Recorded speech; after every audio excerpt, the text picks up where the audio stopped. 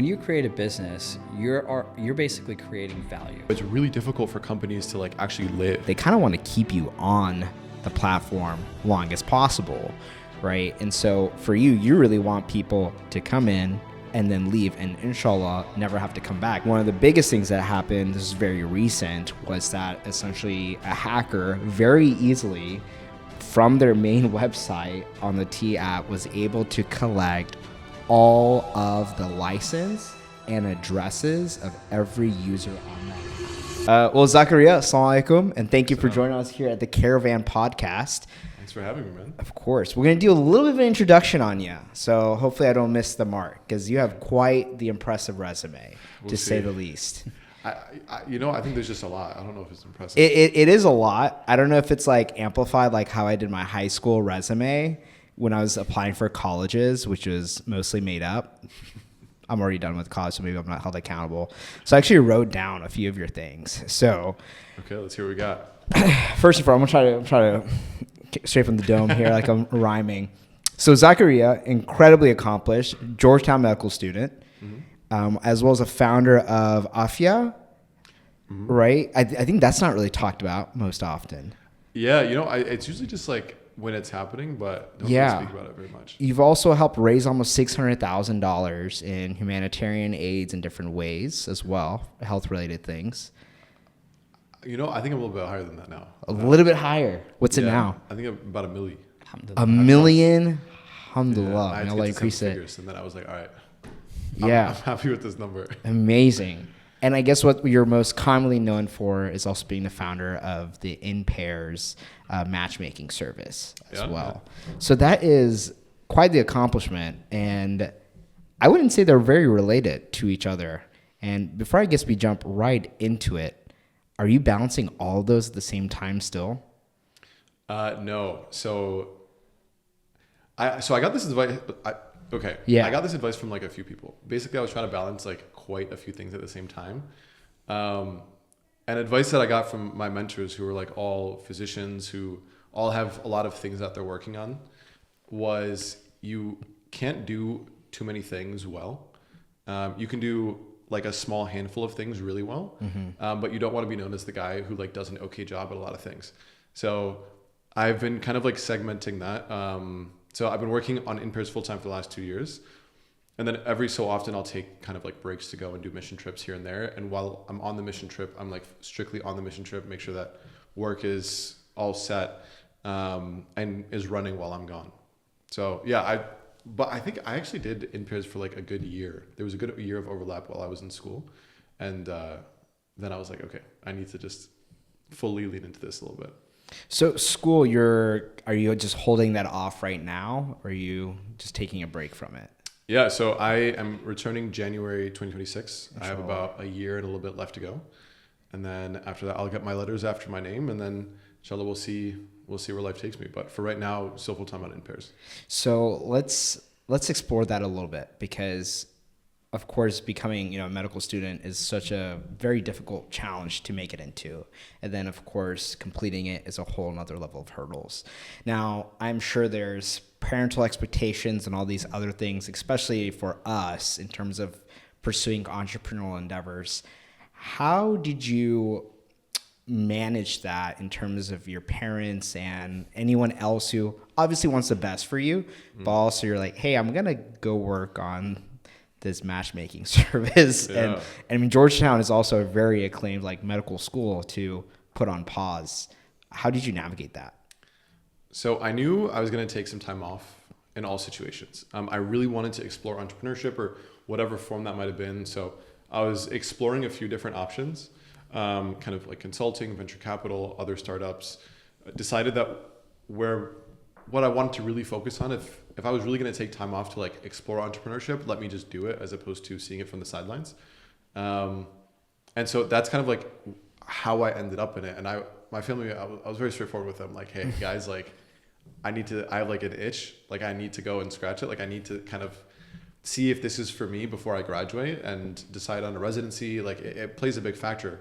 Like you can't go and be a neurosurgeon and then also like startup founder. Like it just doesn't work. Like there's not enough time in the day. So with my parents in particular, alhamdulillah, so my mom is from England and then my dad is Egyptian. So my mom, she's like, as long as you finish your degree, like I don't care what you do in the spare time. My dad, he actually was, like, I'm not new to the game. My dad actually got his PhD in civil engineering with the focus in AI, worked for 2-3 years and was like, actually, I'm good. And so he went and got his MBA and then fully had an entire career shift from like being an engineer to now he's been in banking for the last 20 years. And you see he was in civil engineering? Yeah. Oh wow, that is a big shift going from, I guess, construction type of things to AI, right? Yeah, I'm like, all right, dude, like, all right, he gets it. He's and so I was like, okay, I've seen kind of my dad do it. My mom was on board with it. I was like, maybe it's genetic. Let me go see how it is. And then alhamdulillah went well. Now, are you a single child? No. You have siblings? I have 3 siblings. Okay. Oldest son. Ooh, So you got a lot of weight on you. Oh yeah. Both of you. So the difficulty was like, okay, it wasn't whether or not to take that first year. It was the second year and the third year. Because at that time it's like, okay, like, are you going to go back? Like, you got to finish, like you're going to finish. Right. And after the first year, I just felt like I hadn't done enough. Like, I was like, okay, I've done this. I have revenue in the company. I'm not where I want to be. Second year, I was like my dad was on the same page. He was like, you know what? Like, it's fair. Like, you literally haven't done enough to make this first year worth it. My mom, she was like getting worried. At the end of the second year, I had all my eggs in one basket. I was making like a really big bet that something was going to work. Because of that mindset of like, I need to go as far as I can. And this was the biggest bet that I could have made at the time. And that was InPairs Masjid.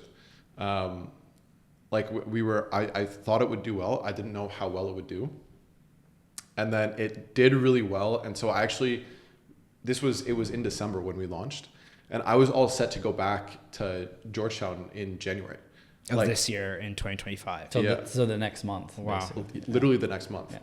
Yeah. We launched December 1st.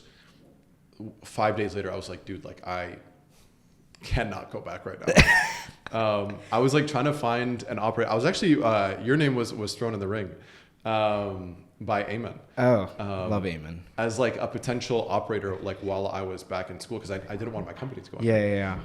And it was going to go under if I like didn't have somebody competent to run it. And December 5th came out. I was like, all right.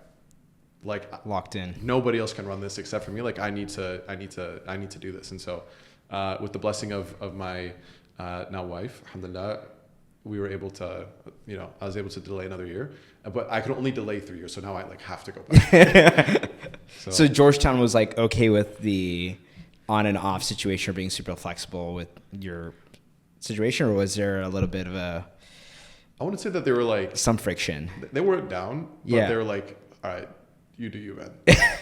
Is this like a standard thing, like for medical students, that you have the ability to take a couple years like off and 3 is the limit, or is this just like a specific to this university? Yeah, no. So it's usually 3 years is the limit. Like you can take up to 3 years off. They don't have to be consecutive, but like it's a maximum of 3 years. So, for example, there's like we all know there's a medical student or now doctor who took 3 years to study at Qalam, finished his degree, is in residency right now. Mm-hmm. So you can do this. It's actually becoming way more common, especially on the West Coast, like in the Bay Area, where students will start medical school and then work, like, be in school for a few years and then decide like, I actually don't want to do this, and then spin out and like go to a startup or like a VC or start their own thing. So it's becoming more common for people to leave medical school to work in entrepreneurship. I mean, honestly, that's kind of a really great situation. My brother's the one who convinced me to not pursue medicine. He himself is a physician. And a lot of it was kind of similar to the advice that you were getting, which is if you have a lot of interest and you want to explore those things, it may not be the best thing to also be a medical student or be a doctor to do those things simultaneously, just because it's just a lot. Yeah. Not that you can't do it, it's just a burden.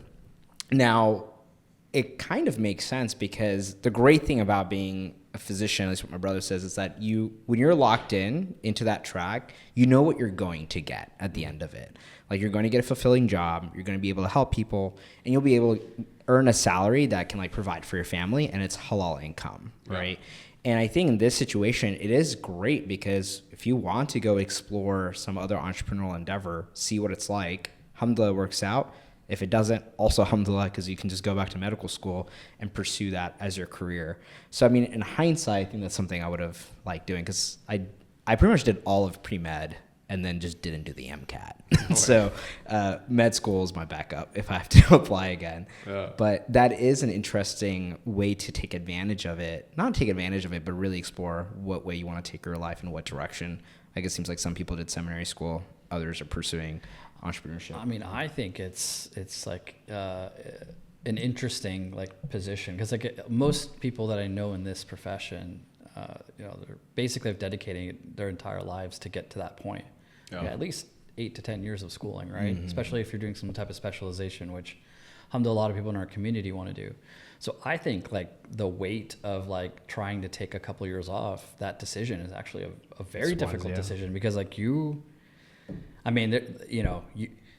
you're going, I would assume that if you're going to medical school, your objective is to get through it, stay sane as much as possible, and then try to get it over with so that you can see the light at the end of the tunnel. Yeah. And I feel like whenever you're taking like a year off, if you need to, there's obviously circumstances, right? Mm-hmm. But if you're trying to take a year off actively to then go pursue something else, it means you've got to have some conviction in that other thing, enough to where you see some potential and opportunity. Would you agree with that? Yeah, I mean, it definitely was a pretty major decision. Especially there weren't really many. I think there's maybe one other student in my year that took a year off to do anything that wasn't like a research year. And it was something that I never saw myself doing at all. Basically, so you're right. Like it's like a pretty typical track, right? That a lot of Muslims will do is that you will become pre-med. I think a lot of people don't really have conviction in that. Like they're doing it because of all the things that you mentioned. It's a safe job, high paying, respected job, especially within our communities where it's like you're the dream if you become a physician. I don't think there's the conviction in like the actual practice of medicine, and a lot of people who are pursuing medicine in general. I personally like also found it.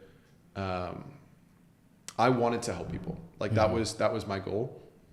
And when I was looking at all of the options in front of me, like what can I do? What do I know that I'm good at? Wasn't really much like leaving undergrad. I like majored in neuroscience, not really applicable to anything that like I found interesting. And I was like, I just know that I want to help people in some capacity. And so medicine made sense for me.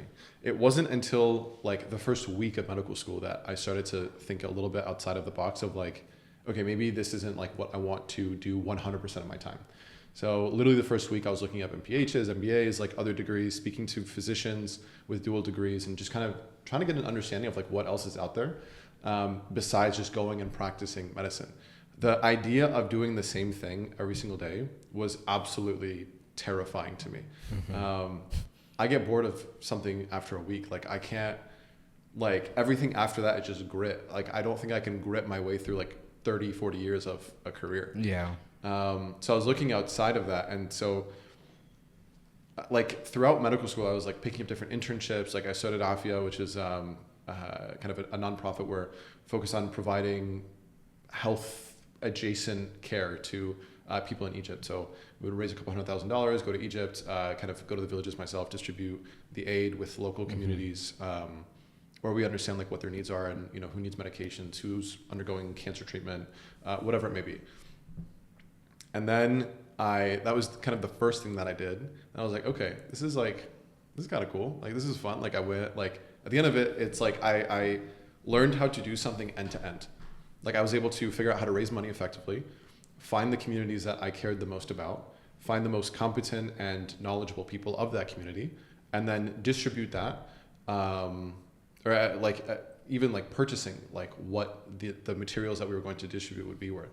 Getting an understanding of like what market rates were in a different country where I'm not from and like I barely speak Arabic. So being able to do all of that, alhamdulillah, I was like, this is a lot of fun. And so I started looking into startups because it's kind of the same idea. You just, one of them is you're providing like humanitarian aid. The other one is like you're providing some good or service. The same general set of skills required. And so I interned at 2 startups during my dedicated period. Dedicated is where you're studying for step 1.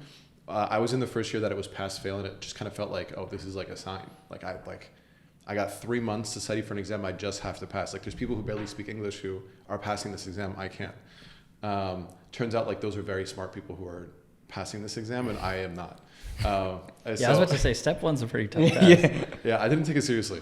I ended up needing to like extend the amount of time that I studied for a little bit, but did those 2 internships. I was like, this is cool, but like I want ownership of what I'm doing. I don't want to like intern for somebody else's company. Like I want to build my own company.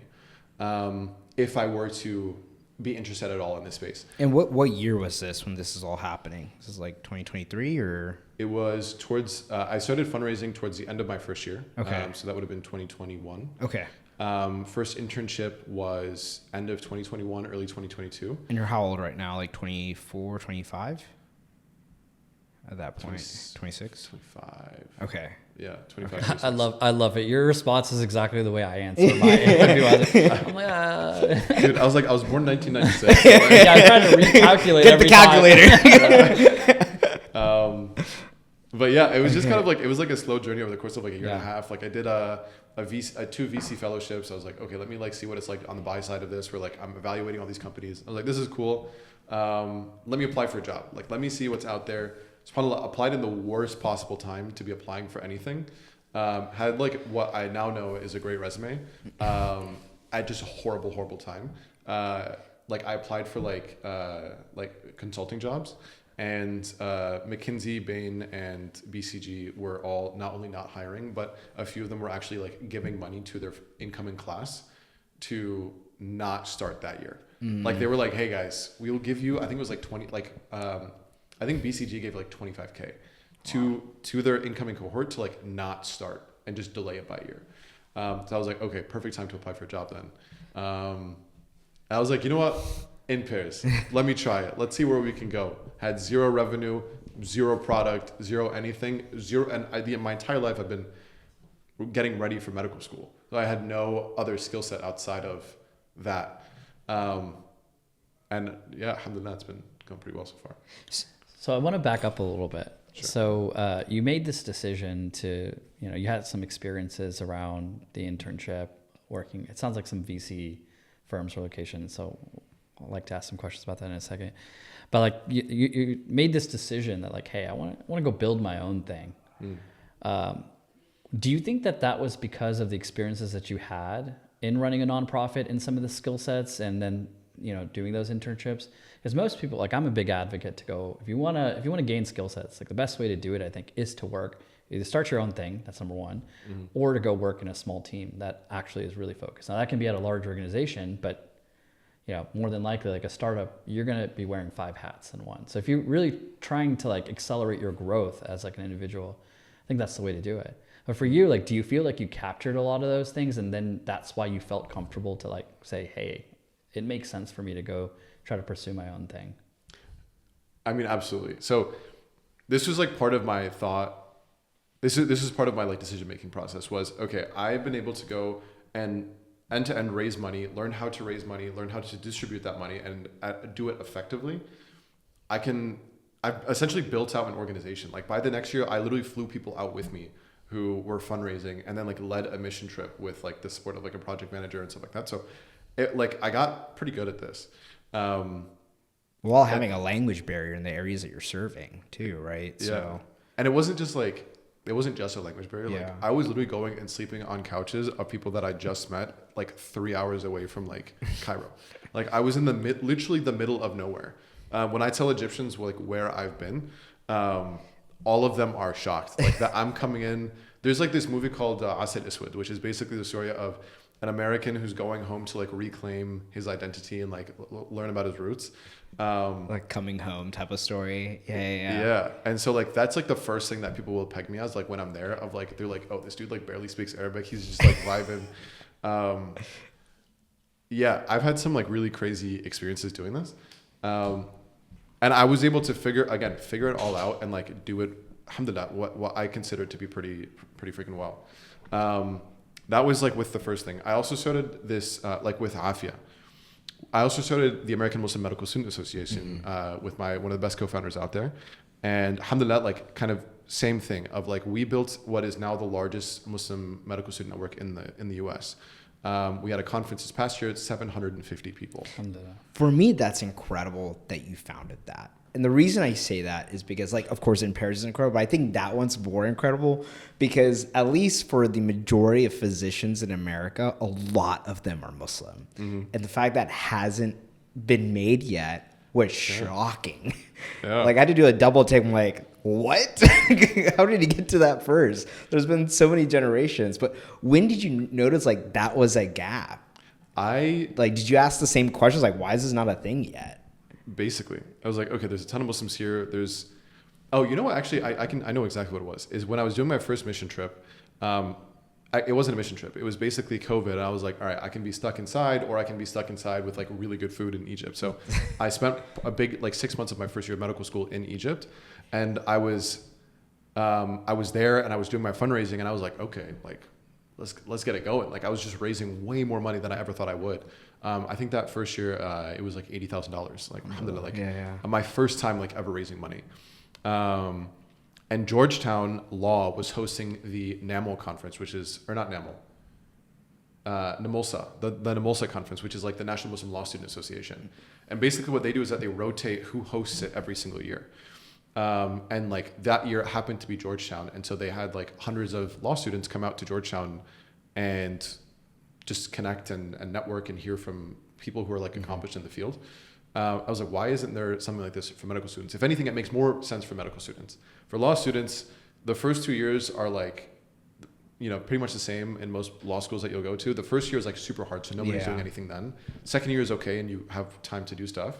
Third year, everybody's doing something different, and like some people aren't even in like local anymore to their law school. But for medical school, like you're always where you are for like 4 years. It makes way more sense to have something for medical students than for law students. And so I reached out to my co-founder, my now co-founder, and I was like, hey, like, what do you think about this? He was like, sounds cool. Reached out to me in like 3 months. And so I did. And then we found out that there's a lot of, the reason that this was like my first lesson from somebody else in the startup game is that the reason that it hasn't been done yet isn't because it's not a good idea. It's because nobody's executed it well enough. There's like a joke in like the startup space that if you can always tell who's a first time founder by whether or not they ask you to sign an NDA before showing you their product. Like it's like nobody cares. Like nobody's going to go and copy your idea. And even if they tried, it's about, can you execute better than everybody else? And what we found is that there's bazillions of times where people have tried to start something like AMSA and then it just never went through because people will lose interest after the first few months. Like they're not going to get enough traction quickly enough. And so the idea kind of dies. We did it. And then we got that feedback from this person. We were like, hey, we want to do this. What do you think? And he was like, I've heard this, like this was a mentor and now somebody I really look up to and admire, Dr. Hamzavi, shout out to you. And he was like, yeah, like I've heard this a million times, go do something, then you can come back and we can have this conversation. But like up until then, like this is nothing special. So we did, we're like, all right, like that put a chip on our shoulder. We're like, all right, we're going to go and like do this. And so we, a few weeks later,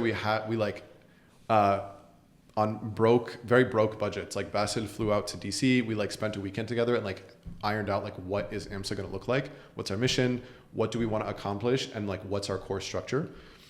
And we had our first event a few weeks later. It was in DC. We had like 35 students from like 5 different medical schools in the DMV. And alhamdulillah, went great. And that was our first event. A few weeks later, we had our second event in Chicago. We found like a ton of medical students who were like down to host it for us. Flew out there, gave a little talk that was absolutely horrible, and had our second event with 80 attendees. We're like, okay, not only is there something here, we're starting to execute on it. And that's when that's when I learned just about how important grit is that even if other people have failed, there's no reason that you will. The variable always changes when you add yourself in. And I think a lot with like, even with content creation is sometimes the same thing that we hear often is like, oh, well, there's so many other people who are saying the exact same thing if I were to go into this space. And I'm always like, yeah, but you're the factor that's different than everybody else is, right? And like one of the biggest numbers that I always remind myself that in the entire content space alone, only 1% of people who are actually using it, whether it be viewers, commenters, and creators, from the entire pool, only 1% is actually making content that the 99% are consuming or participating. So you are not a small voice if you decide to take the jump into it. And I think a lot of that comes down into how are you going to execute it. Now, one of the questions that I have is that while you're doing all of these things, going from, seems like you're kind of being in that nonprofit, like healthcare space. But one thing that I'm kind of seeing that you're really good at is creating systems and finding people in your team to help you build, right? So how did you, was it just luck on meeting these right people? Do you have a personal rubrics cube that you kind of have that when you're deciding on a co-founder and who joins your team? Because I feel like that's a big part about how far your mission can go and how well it's executed. What's kind of your mindset when it comes to that? Yeah, great question. And so I have... No rush. Think about it. No, I know exactly. It's about like, can I say it without sounding like a dick? Okay, so me and some friends have come up with a system. I think most people in a work environment will kind of self-classify into one of these. And they're all interchangeable. And like anybody can become one of these things, but there is work required to go up the scale. And so there's a fish, a horse, and a dog. Okay, you guys can probably imagine what a dog is. But the analogy that I like to use for this is that, I am working with somebody and I ask if they can go and get cilantro. All right, the fish is gonna be like, all right, what's the cilantro for? Like, oh, like guac. I want to make guac. And the fish is like, okay, goes to a grocery store, gets some cilantro, comes back, boom. Does the job. Might have been there on time, might have not been there on time, doesn't really matter. They got it done by the time that within reason. Anybody who won't do it at a reasonable time is probably not somebody you want to work with anyway, unless there's some crazy circumstance. But that's the fish. The horse will be like, okay, you want it for guac, bet. I actually know of a place across town, farmer's market, has the absolute best parsley. And the people who are selling it are Mexican. And so they know what good guac is and they're probably using it for guac at home. Let me go there and get it. They're going to go sift through all the bundles, find the best bundle, and then come back. That's the workhorse. They're going to do things and then do them well because this person's also doing it within the expected time frame. The dog, this is the kind of person that you want to start a company with. The first thing is that they are aligned, right? They're guac is great. I love guac. And we're having people over tonight. It makes sense that we should serve them guac. These are two Arab guys. There's no business for them to sell guac, but they're aligned on this. So he's like, okay, we're making guac. Let me go check the fridge. Oh, we have enough avocados, but maybe I might need another one. Goes and gets, as he's going to the same farmer's market the horse went to, or maybe a different one. He's looking for efficiency here. Maybe it doesn't make sense. Maybe there's not enough time. He goes, he gets some guac, he gets an avocado, he gets some cilantro, and then he sees some hint of lime chips and he's like, oh, that would go perfect with the guac. Thinks of okay, we're getting guac, maybe let's get some queso too. And then brings all of that home. So the differentiators here are a fish will just get the job done, and that's the bare minimum that you should be working with. And every system, every company, every time there is more than one person involved, at some point there's going to be room for fish. The workhorse, these are the people who you task them with something, that they're going to do it and do it well. You don't have to worry about whether it or not it's going to go. The dog, this is somebody who has a lot of autonomy over what they do, and they are mission aligned. They are 100% down to do what needs to be done, and you can give them way more responsibility and really rely on them to take over things when things aren't when things are maybe in question. Because when you're building anything, there are so many question marks about what you need to be doing. And unless you have like multiple people who are willing to take the agency upon themselves and execute way better than everybody else because they care about what they're doing, there's just no way that it's going to take off the ground. So when I was looking, like, I didn't have the system in place when I was first doing it. I was just going off vibes. And so when I started at AMSA, I was like, okay, I'm a first year medical student. Who do I know that like, what other first year medical students do I know that like, you know, like things outside of medicine? And it was Bassett. Because Bassett also has had leadership experience like at his school in undergrad. And this was somebody that like, I was like, he would be a perfect person to build something with. Alhamdulillah, like he was like, we kind of complemented each other in a lot of things. Spaces that I wasn't as great at, like he was excellent and vice versa. And yeah, alhamdulillah, that's like when I found out what it's like to work with somebody that I enjoy, because I've tried starting other things. Everybody who started something has tried multiple other things. Working with Bassett made me realize this is the kind of person that I like to work with. And that just kind of translated further down when we were not hiring. Sorry, we're hiring right now. So. When we were bringing on our first board, like we had an idea of the positions that we needed to fill. We followed best in class, like nonprofit, award-winning kind of committee structures. We knew, and then we made it our own. But we figured, okay, these are the spots that we have to fill. How do we fill that?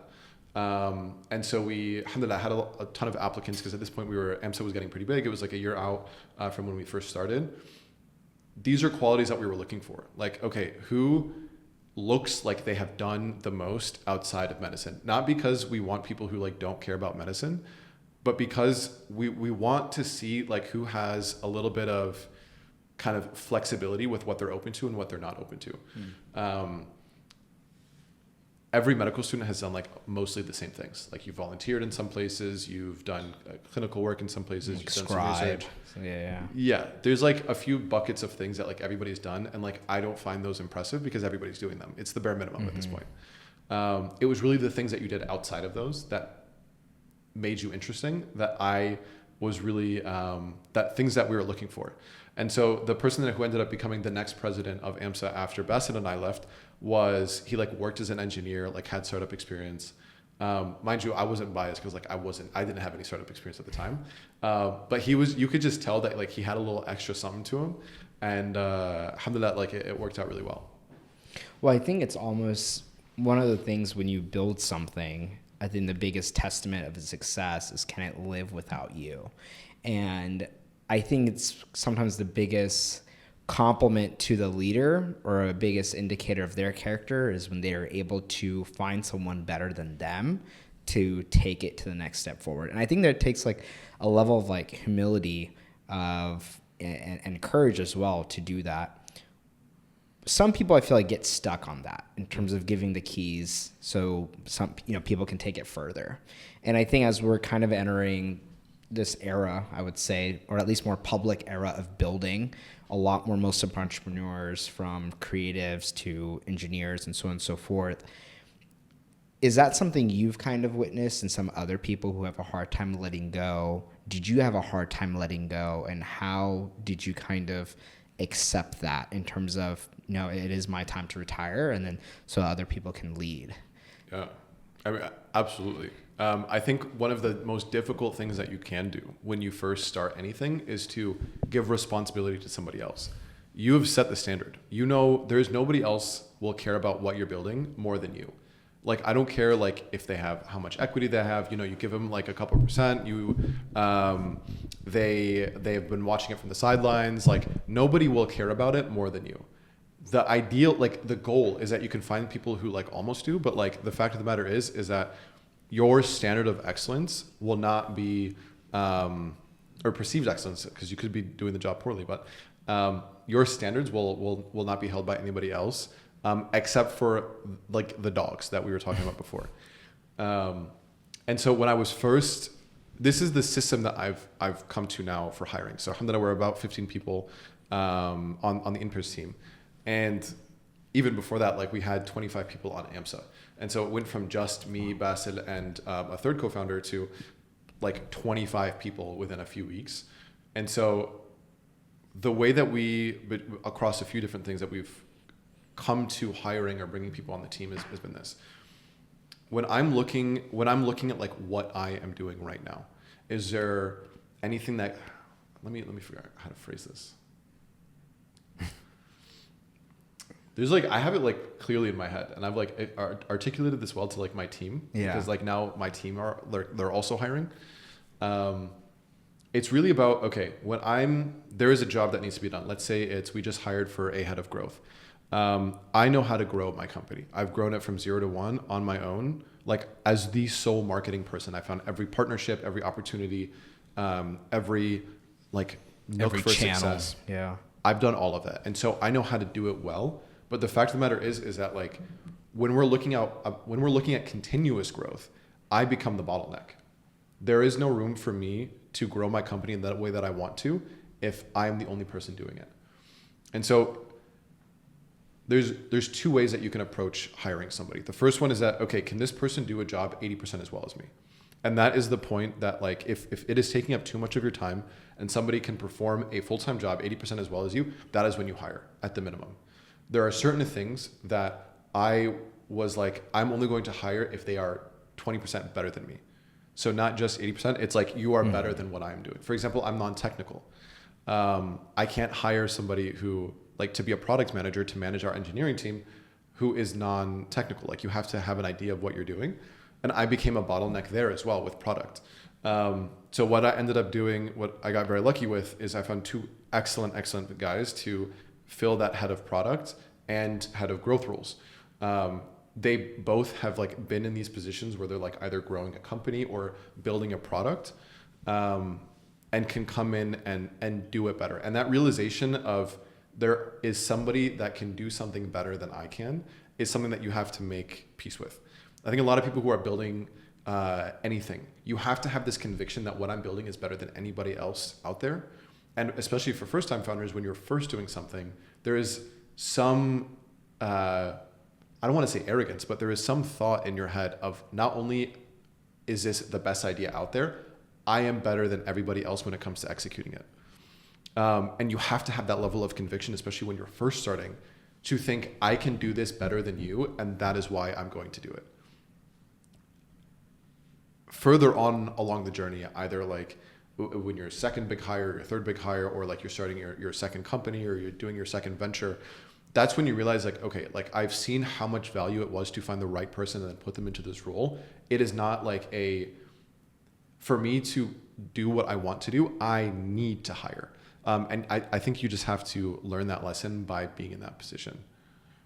Yeah, and I think it's such a important skill to have and master. And I think when it comes to being a founder or a leader in any capacity, whether it be at home, whether it be with your family, a community, or whatever, right? Like, I think one of the most slept on skill is that emotional intelligence, the general intelligence of understanding people, of what to hire and who to lead. And I think, alhamdulillah, I think being Muslim for all of us is like having, Prophet Muhammad really set the example of being a delegator on so many matters, right? Obviously, he is capable of leading all those things, but having the wisdom to know, giving other people the opportunity to grow. When you create a business, you're basically creating value generation. And so if there's enough value there's nothing wrong with trying to figure out a way to systemize it. Absolutely. And trying to make it sustainable, right? Like people have to earn their income based off of what they do. So if this problem is so important that it's worth solving, you have to also find a way that people will be motivated to work on it. And some might be motivated, through working on the vision.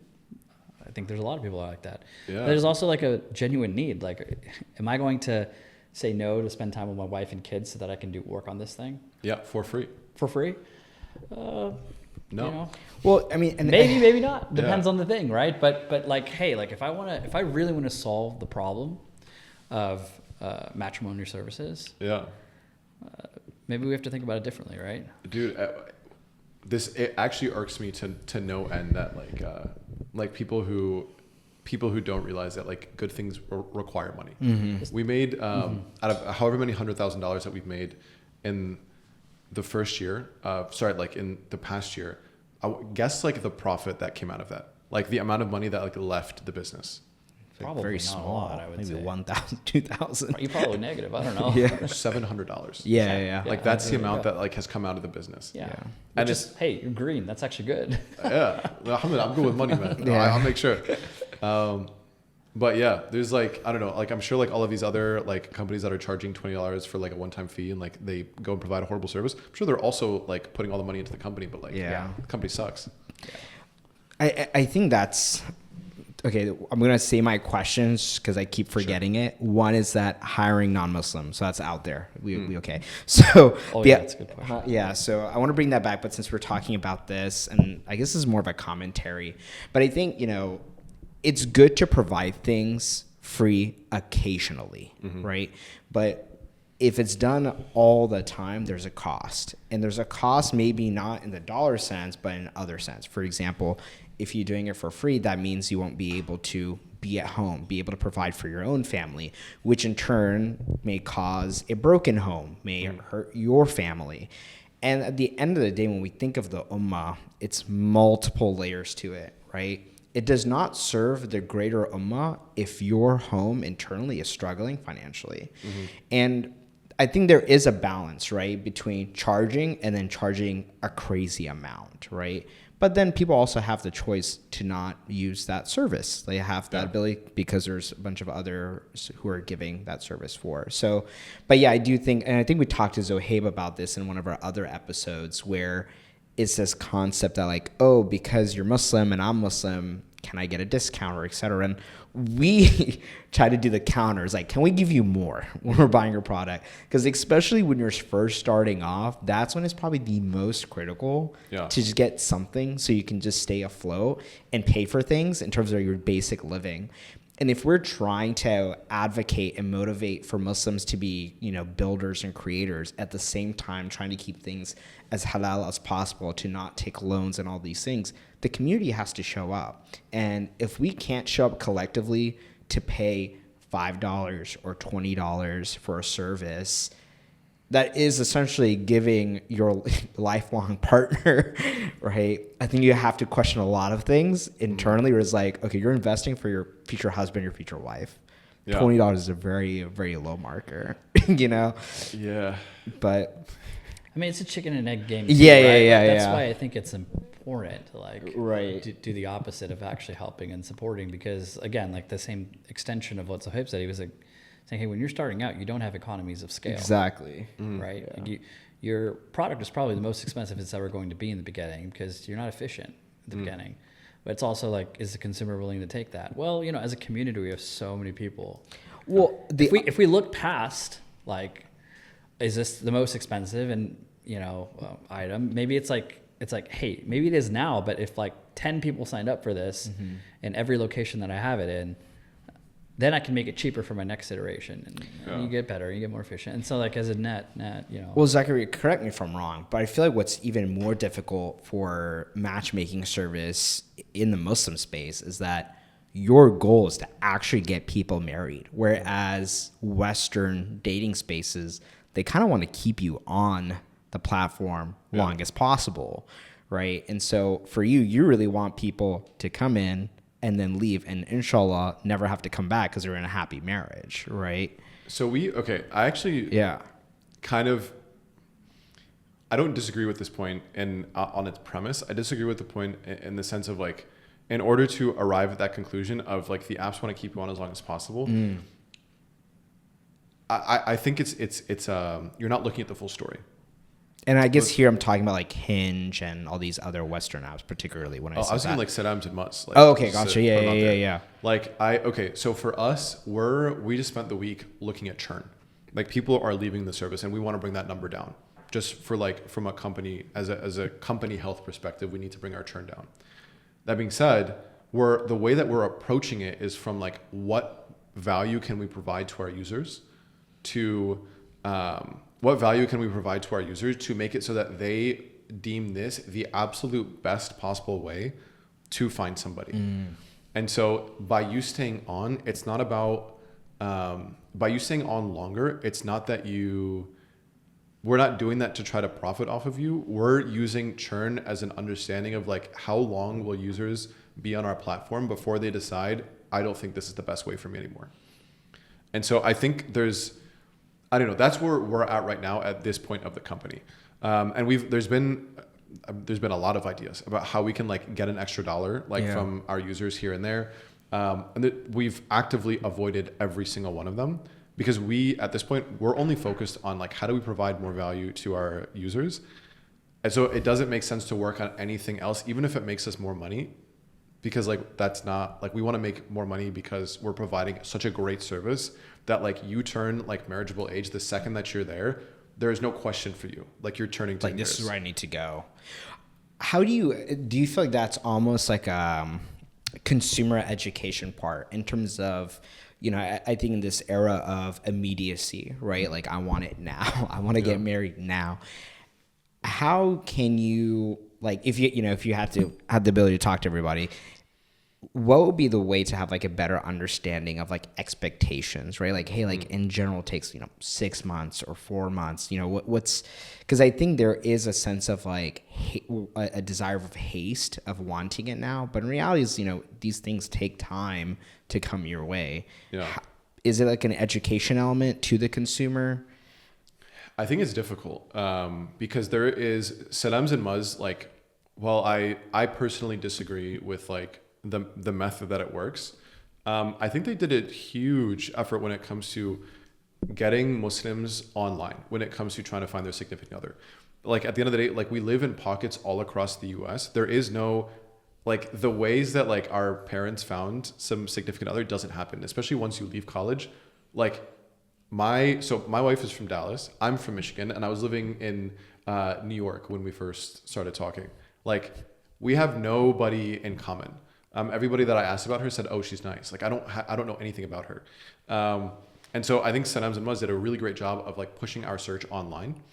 The issue isn't so much with Saddam's and Muzz, it's the fact that the way that Muslims approach new companies and new products is with almost more, because the bar is higher. There's almost more criticism when things are happening. Oh, the expectation's a lot higher. Yeah. Okay. And so it's really difficult for companies to like actually live longer than a few months before they die out. Like, we're not at all concerned about competitors or whatever, for two reasons. One, we think it's so difficult to survive in this space, but two, like, we think that's the issue, is that there's not enough competition. There's not enough apps out there. There's not enough services out there that are actually like working and like charge enough money to work appropriately.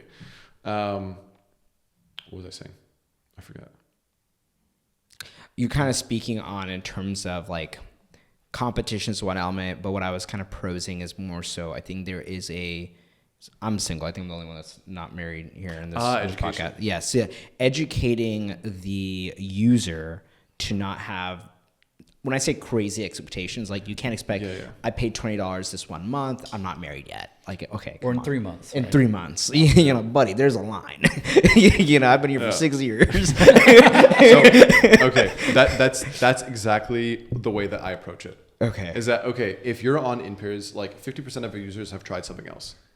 Realistically, how long have you been on them and you're still single? People will, like, in exit feedback that we'll see specifically from users who've been on the apps, is at least the apps, like, that they'll say this sometimes, is at least the apps give me like more than 1 or 2 options per month, or 3 options depending on the user. I'm like, okay, that's great. How many of those did you get married to? Because if you got married to them, you wouldn't be on our service. And so like, listen, buddy, you came to my cookout. If you don't like the food, you can leave. No, but that's a great question, right? So you get a lot of this feedback, and it sounds sort of like, hey, like, Muslim community, like, I think that's why like your questions are really important, right? It's an education thing. It's like you're basically saying, hey, are we even approaching the problem correctly as a community, right? Yeah. And so like, when you get this feedback on Reddit and all these other places of like, hey, I can only match with 3 people, like, how does that like feed into your like design principles and process of your product roadmap? Does it feed in, or like, how do you like weigh that? Absolutely not. So every time this idea has come up of like, do we give more matches? Do we give like a free model? Absolutely not. Because the point that we're trying to do is we are trying to create something new. Like this is like, it's not really new. It's taking systems that have worked for us historically and then just modernizing it. Like every single society across the Muslim world has had some version of a matchmaker. We're just taking that like and finding the value in it and then redelivering that value in a different way. And so when we hear like, oh, like, yeah, like at least I have options. I'm like, great, khalas, like you want like however many low quality options, go for it. Like I was on the apps for 5 years. I only ever took it off the apps with somebody 3 times. That was it. Not because I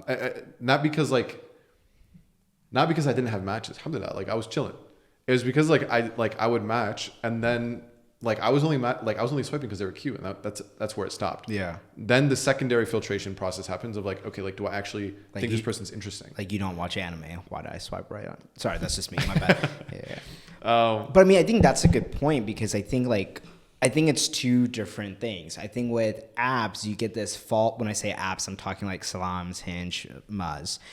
I think you get a false sense of progression because you're getting a lot of situationships, which in my opinion, situationships can get you a lot closer to haram territory. And the other issue that I think with dating is that you have I forget what the proper term is, but you have too many options. So you're constantly thinking that the grass is always greener and you're never coming at a sense of like, okay, what things can I change or adapt for this person I'm interested in? What things, and then simultaneously they also go to that same, exercise, right? I think what I like about InPairs is that it gives you less options. So you can actually just focus on this one person like normal humans were supposed to, versus getting, like I would say on the average dating experience on these apps for these other ones, like you're seeing so many options that at no point in human history did any individual person get so many options. Yeah, it's insane. Like even Genghis Khan didn't get this many options. Dude, you can swipe through like hundreds of women in like 5 minutes. Oh, it's insane. Yeah. And it becomes a pastime, driving, bathroom, wherever it is, because you're just playing the numbers at that point. Dude, I used to have muscle memory. Like where I would like open my phone. Wallah, I didn't even realize I was doing it. Like I would open up Salams, like swipe, close it. And then when you're like transitioning, like, okay, like I'm over this app in this moment, and then I'm transitioning to the next app, like Instagram or TikTok, whatever. I would reopen Salams on accident. It's like going to the fridge for a snack, like nothing's there. Yeah. I'm like, bro, like I was on this app 6 seconds ago. Like, like, why am I opening it again? Absolutely. Like you have plethora of choice. And that, is one of my boys who's actually still single. One of my boys, he was like, dude, I'm like, this is tough. Like, am I ever going to find somebody at this rate? And he was like, the only way that you're ever going to find somebody is if you turn off, like you'd get rid of the apps. I was like, that's the stupidest advice I've ever heard. Like that's the only way that I have to find somebody. I wish weight loss worked like that. Just stop. Just stop going to the gym. But I ended up, okay, I was like, you know what? Like I'll bite. Like nothing else is working for me. I'll bite. Got off the apps. 6 months later, found the person that I married. Alhamdulillah. Like just met her in person. What a thought. What a thought. Yeah. It was at the masjid. Sign up for InPairs masjid. But it made me realize like the way that I was approaching marriage, I was like, what's the absolute best I can get? And then going from there. And it just numbed me to all of the actual options of like people that I, probably would have been really interesting and great to get to know.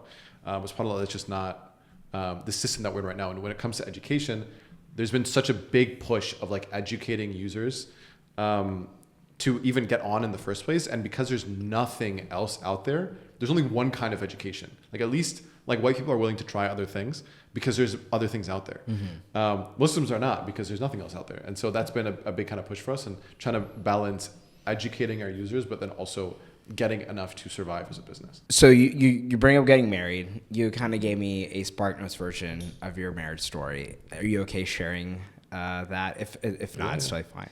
No, okay. I don't mind, yeah. Okay, cool. Before we go into this, I have a question about explaining what InPairs measure this. It's kind of unique in terms of like an offering. So are you able to go into the mechanics of how it actually works, like the details of it? Like how is it different than some of the other apps that we were just discussing, right? Yeah, so InPairs offers 2 products. We have InPairs General and then InPairs Masjid. And functionally they work the same. Basically a user signs up, let's say Muhammad's trying to get married. He signs up, he fills out like a 15-minute form. We spend a lot of time making sure that figuring out what exactly we need to ask without being overbearing. It comes out to like around that length. We're asking questions with substance. We're not wasting your time with like, do you like pineapple on pizza? Because at the end of the day, that's not like, there's no function that question serves. It's not a good conversation starter. It's not like, I don't know any more about you because you like pineapple on pizza. It's just stupid now. Yeah. Yeah. It's also like, all right, come on. Like, no. Yeah. That's the answer. So we ask these this pretty comprehensive question list. And then we have 2 drops per month, depending on the plan that you sign up for. Let's say Muhammad, drop day comes, and in wave 1, Muhammad matches with Aya. He looks at Aya's profile and is like, yeah, like I'm with it. Like she's cute. Like I think on paper, like this is a really good fit. Like I'm down. Aya looks at Muhammad's profile and is like, honestly, this is like the ugliest guy I've ever seen in my life. And even though it's a good match on paper, I'm good. So she says no to him, well within her right. So they had 24 hours to make this decision. Wave 2 comes the next day. And so let's say now Muhammad gets matched with Maryam. He says yes to her. She's interested in him. They both say yes to each other. The screen then auto-populates with each other's contact information, and they take it from there. Both Muhammad and Maryam are pulled out of the pool, so like nobody else is seeing their profile. So the idea is that like you're not being shown a bazillion profiles, and your profile isn't being shopped around to a bazillion more. Is you're only matching with the people that you might actually get to know, based off of our like dozens and dozens and hundreds of successful matches and actual matchmaker data that we use to put these matches together. And that's something that really makes InPairs different than anybody else, is that with the amount of information that we collect on the user, nobody else can put matches together as well as we have. And we're pretty confident in that. And we've seen our algorithm get better every single month in who we're actually connecting or trying to connect. That's how it works fundamentally. What makes InPairs and InPairs Mesh different is we will connect people to their local communities. And so this issue that I had, where I'm from Michigan and Sana is from Dallas, and there's nobody that I can ask about her. Like, I just want to know, is she like crazy? Like, is there some crazy story that like big red flag that I should avoid? And I was able to find those in communities that I was more connected to, but I wasn't able to find that in Dallas. What I found out after we got together is that she basically grew up in the masjid that was right next to her. Like her mom and like her parents were super well connected there. Her siblings were all there. Like, this is their masjid. And if she was on InPairs Masjid, then I could have reached out to somebody from that masjid and said, hey, like, what's good with this girl? And she'd be able to tell me like, oh yeah, like Sana is great. I know that now. But like, I was worried. I was like, I don't know you. Just kind of like a further step of a verification process, or, I mean, I see some challenges with that, right? Like, for example, like I think masjids or community spaces, I'll say, right? They have a continuity issue. Yeah. Usually, right? Like shared, I mean, just like, let's go outside the zone of like community references. Let's just talk about like community problems in general. Yeah. Like just going from one shura to another shura, the continuity of the knowledge transfer is like lost continuously. Absolutely. It's becoming better, I think, like over the last 5 years, at least from what I'm seeing, but it's still a major challenge. So is that something that you're noticing in this InPairs Masjid concept, or is it really like more, hey, this person has been with this community for 10, 15 years. Let's ask if there's anything just for the verification process, and that's the only main differentiator, or are there other things that I'm kind of missing there? So we employ a verification process at its bare minimum. What we found is that it's Masajid have so many other things that they're working on. It's really difficult to get enough of their attention to give us the amount that we might need.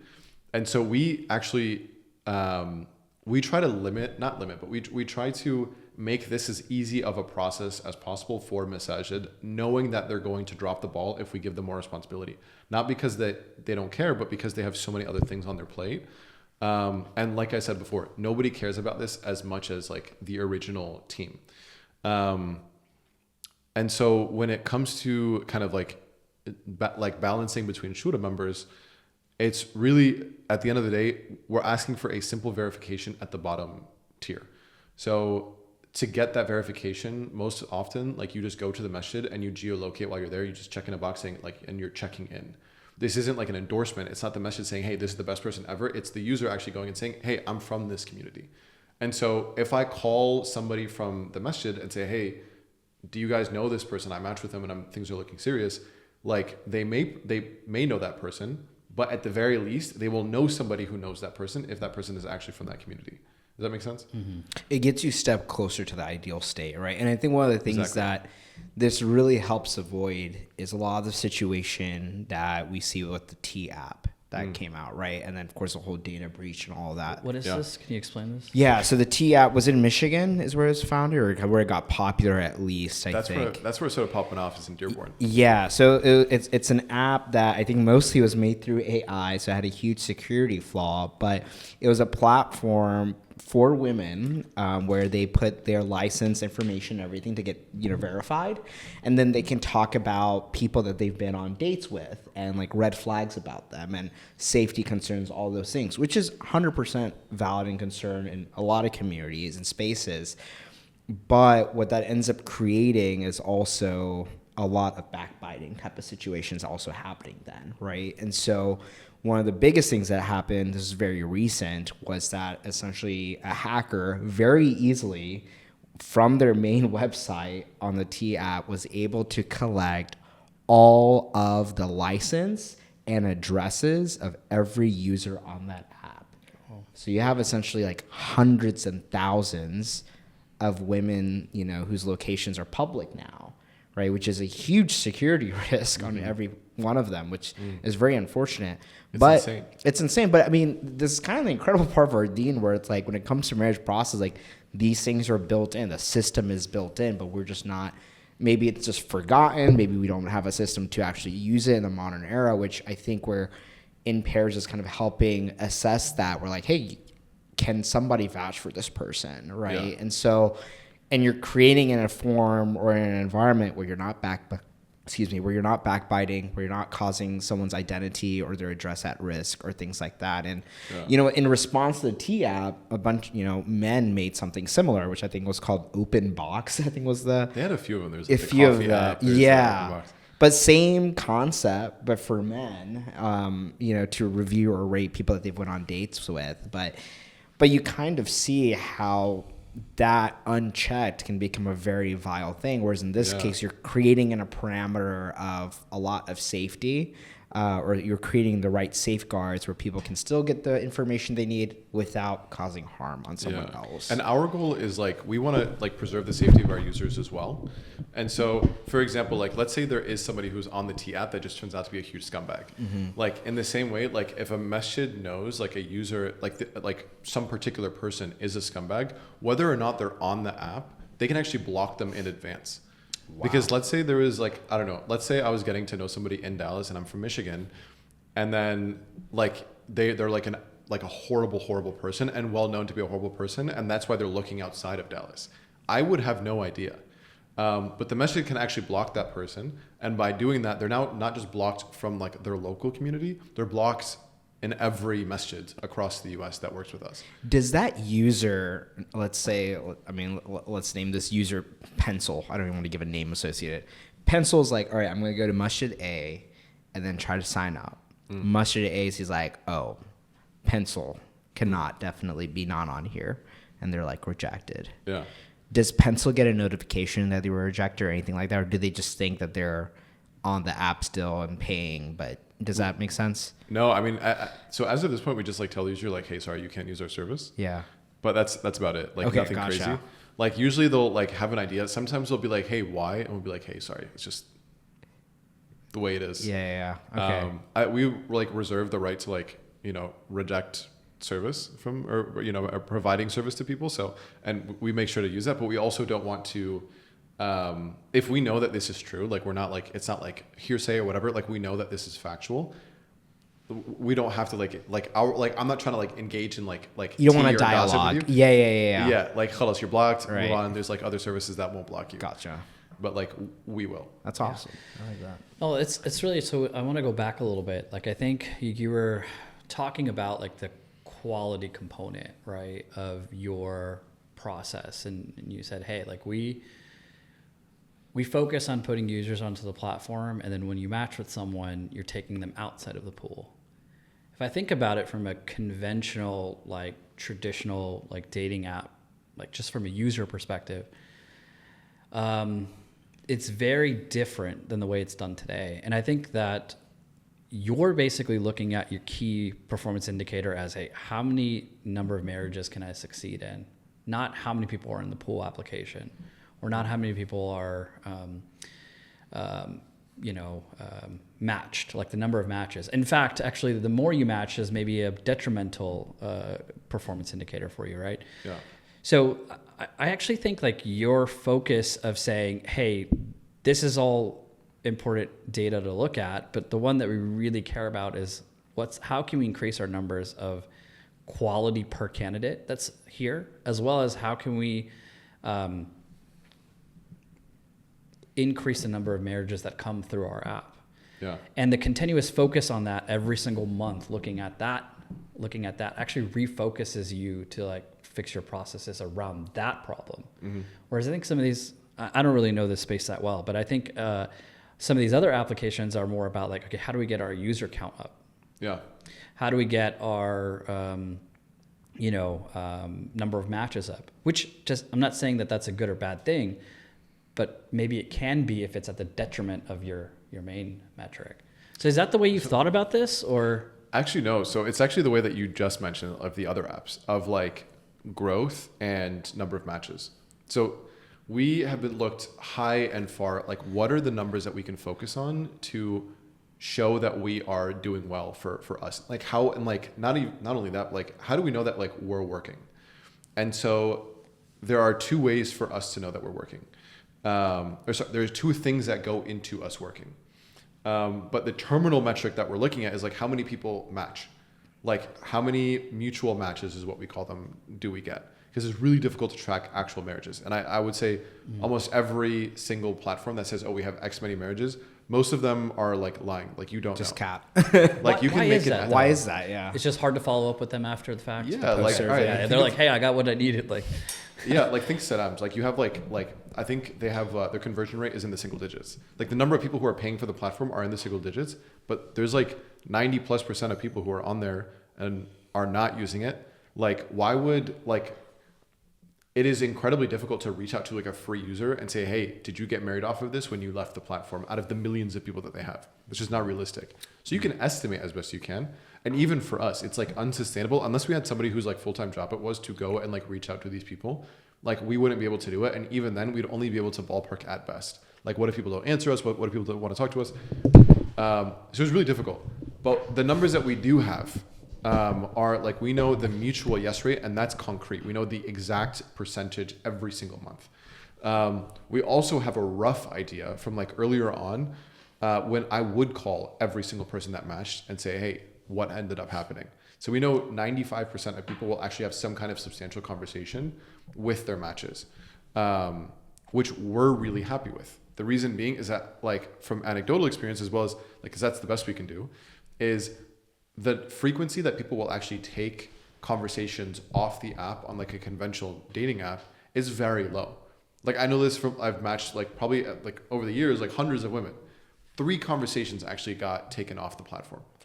So like, I don't know what percentage that is, but it's really bad. So for 95% of conversations to like be had where like you're either like FaceTiming somebody and meeting them in person, whatever it is, that's huge. We're very happy with that. But how do we increase that number? Because that's the number that we can control. There's 2 ways, exactly like you mentioned. It's first one is volume. The more people we have on the platform, the more potential people we have for everybody. Let's say, for example, you're on the platform and like we have like 30 different people for you. We might have somebody for you in those 30 people, and we're going to do our best to present them to you. And like also there's like some element of like self-selection, and like the kind of people that you're interested are probably also living on this space as well. But let's say we had 30 million potential people. We're 100% going to be able to match you with the right person. It's just a matter of time. There's not like a question of whether or not we can. It's like when we will. Yeah, can you do it within the time window that the user desires, right? Exactly. Not even that, like before you churn, before you like leave the platform. So the first way to like get better matches is by paying more money to acquire more users to then give you more matches. So every single dollar above like staff expenses goes towards marketing. for that reason. Every single dollar, like bar none. The second way to do it is by getting a better algorithm. Alhamdulillah, we're very confident in our algorithm, and it's like actually like outperforming our matchmakers, like our actual human matchmakers who we're going through. And that's for a lot of reasons.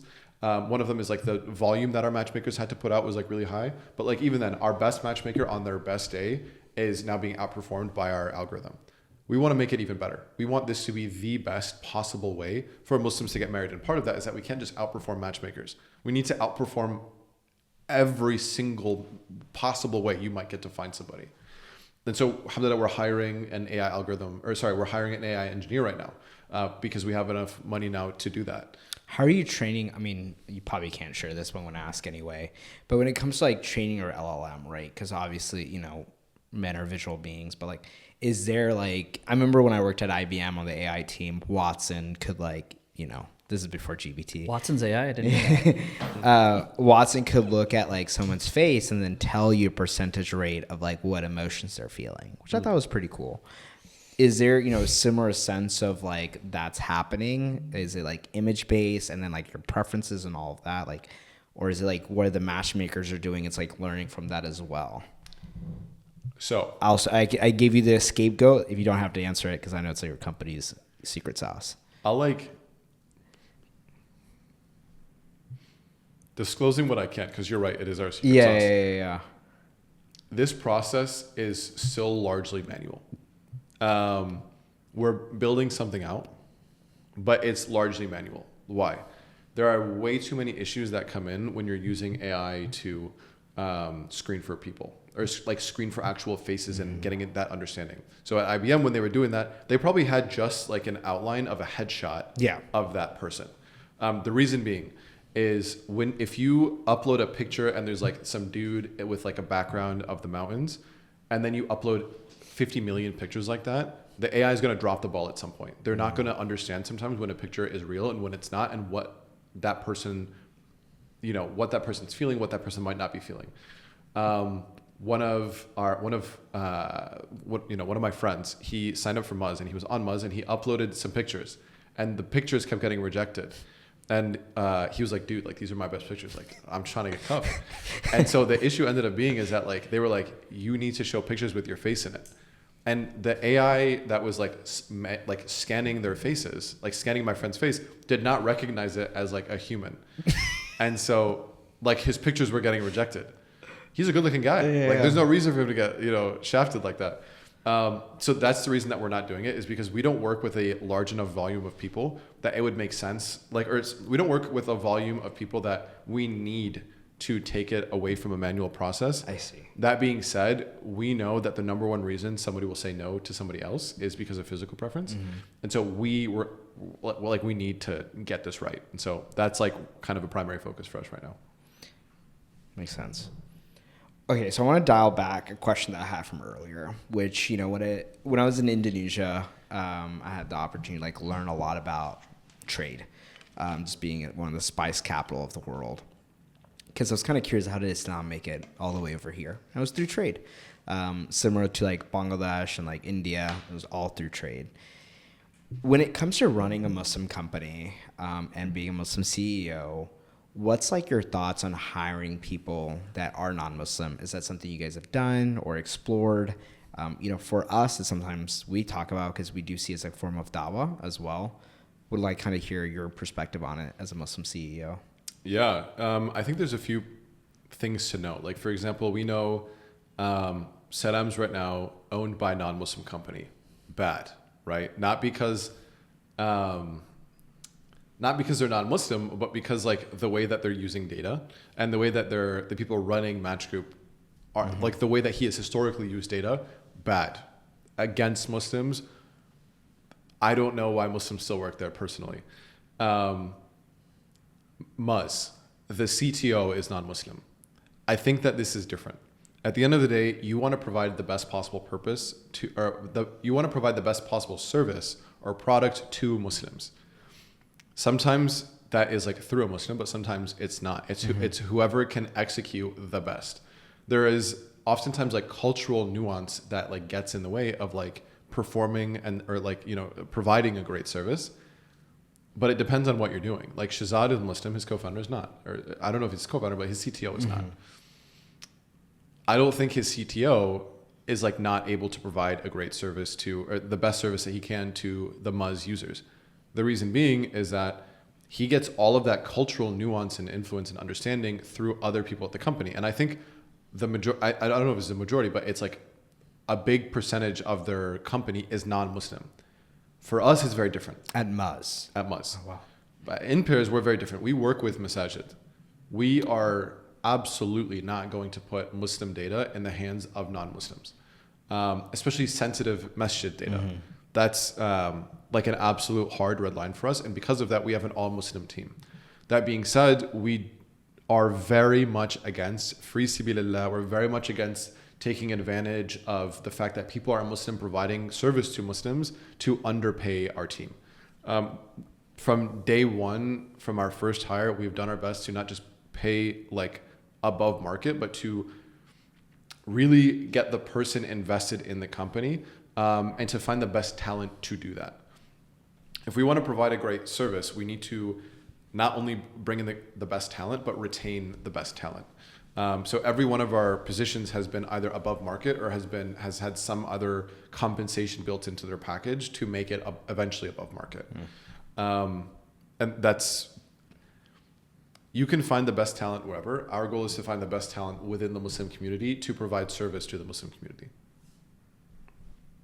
I love that. I think it's really important because I think when it comes to it, I think you highlight the duality of it, which is one is that the Muslim consumer, we sometimes want them to, wanting them to pay, not expecting something to be free.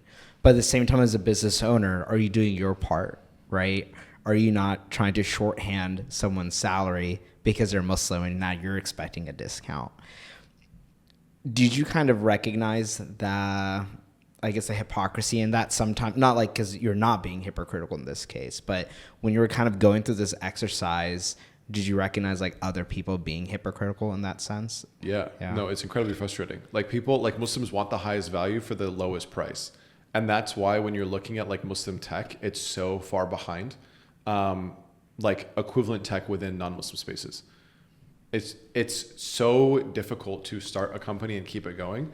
I think, and even then at some point there is an incentive to do better because like, that the Muslim consumer will come and purchase your product whether or not they have a choice because they don't. For example, like my go-to example is like a Muslim like butcher, like our Muslim meat store. When I talk about like a Muslim meat store, we all know the smell associated with the Muslim meat store. They all smell the same. You walk in, like the floor is a little sticky, it's a little grimy.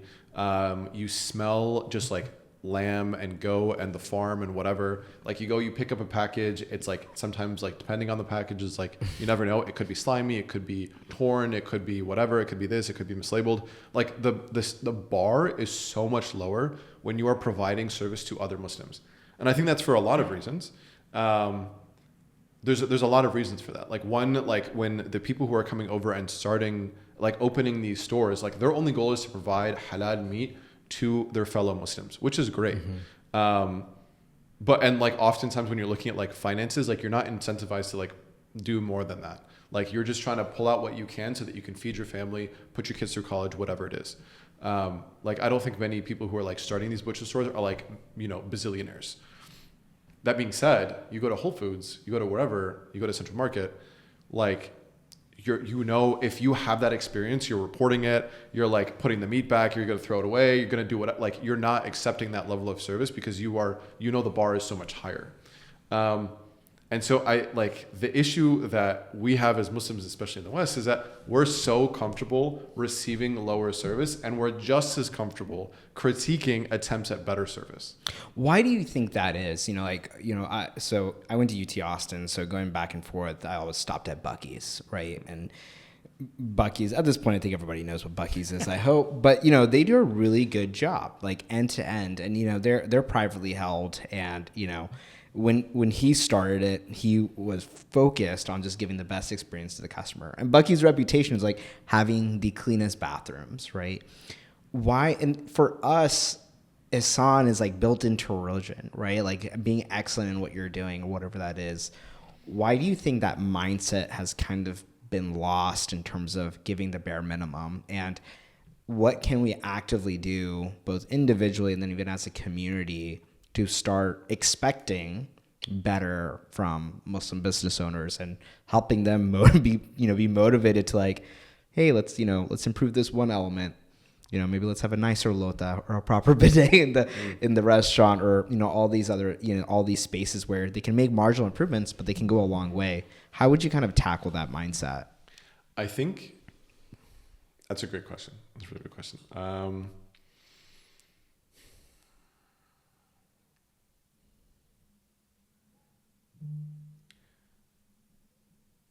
I think when we're looking at like doing business with ihsan, we know how important it is. There's an entire surah dedicated to discussing business within Islam. And especially like not just in the way that we, this is not a good way to approach it. That's just like business dealings. It's not like providing service to customers. Because I think you do bring a good point though. It's like there is very much a level of like, do the bare minimum, right? Just to get by. But why is that the natural default? And this kind of spans on multiple cultural diasporas, right? It's not just the Muslim, it's not just the Arab, butcher, it's not just the Desi butcher shop. It's like all of them that consistently share this, and I'm only just thinking about it because you brought it up, and I'm like, oh, that is kind of a common theme and expands beyond, religion. I have some opinions on it. Yeah. Or go ahead. I just have a quick thought. I'm thinking like, I think we have to, when we're looking at like doing things with ihsan, we have to lead with like husn al-dhan. Like the expectation that somebody is like doing their best, and providing a million excuses. That's true. 99 excuses. Yeah. And so I think we have to assume that when we do go into this like nasty, disgusting shop, they're doing their best. And that they think that they're performing things with ihsan, and like what they're focused on is providing the highest quality meat. Like they're going to the farms, they're doing whatever to like make sure that the lahma that you're cooking is as good as it's like as close to wagyu as you can get. Like maybe that's their version of like doing things with excellence. I love that perspective because I think it's the part that's not documented, right? Like you don't know their supply chain story for you to. Like, honestly, if your butcher shop smells like a farm, you're in the right place. Yeah. Right? So, do you think that that's changing, though? Like, the entire overall customer experience aspect? Like, I don't disagree with what you've, like, highlighted. You gave the butcher shop as an example, but this is very similar to, like, the restaurant experience, like, 20 years ago, 10 years ago. Do you think that this is something that's now starting to change and trend in a different direction, or do you think it's still as prevalent of a concern as it was maybe 10 years ago? I think it depends on where you are. Like there are certain places that you can definitely notice that the bar is higher. I would say like Northeast Dallas, like 100% the bar is higher for like how they're providing service to their community. Like Frisco, Prosper, Little area. I'm thinking like Plano, closer to Richardson. Like they're providing, like they're like clearly providing like a better service, and they're able to charge more for it. So I think there's the barrier to entry to start one of these shops is super low. The barrier to entry for most of these things is super low. And as we're having an increased concentration of Muslims, and there is more and more second and third generation kind of coming out of them. That's a weird way to say it. There's like as the percentage of Muslims continues to grow, like that competition is only going up. And so the most natural way to like edge out your competition is by providing a better experience. And so, but the thing that's frustrating for me is that like it's not in every single place with a larger population of Muslims. Like you see it in Michigan, but like I don't see it in Jersey. I don't see it in New York. I see it a little bit in like Orange County. I see it a little bit in Dallas. I don't see it in Houston. That's interesting. Yeah, I mean, I was trying to put myself in the shoes of like someone who just immigrated, came to this country, learned a new language, figured out the legal system to bring my family over. And then I'm going to go and do the hard thing of opening up a shop or a store or whatever it is, right? And then the customer demographic that you're serving like 25 years ago does not have a lot of money. Yeah, and probably not right? only that, but like they're not expecting more because this is what butcher shops look like back home.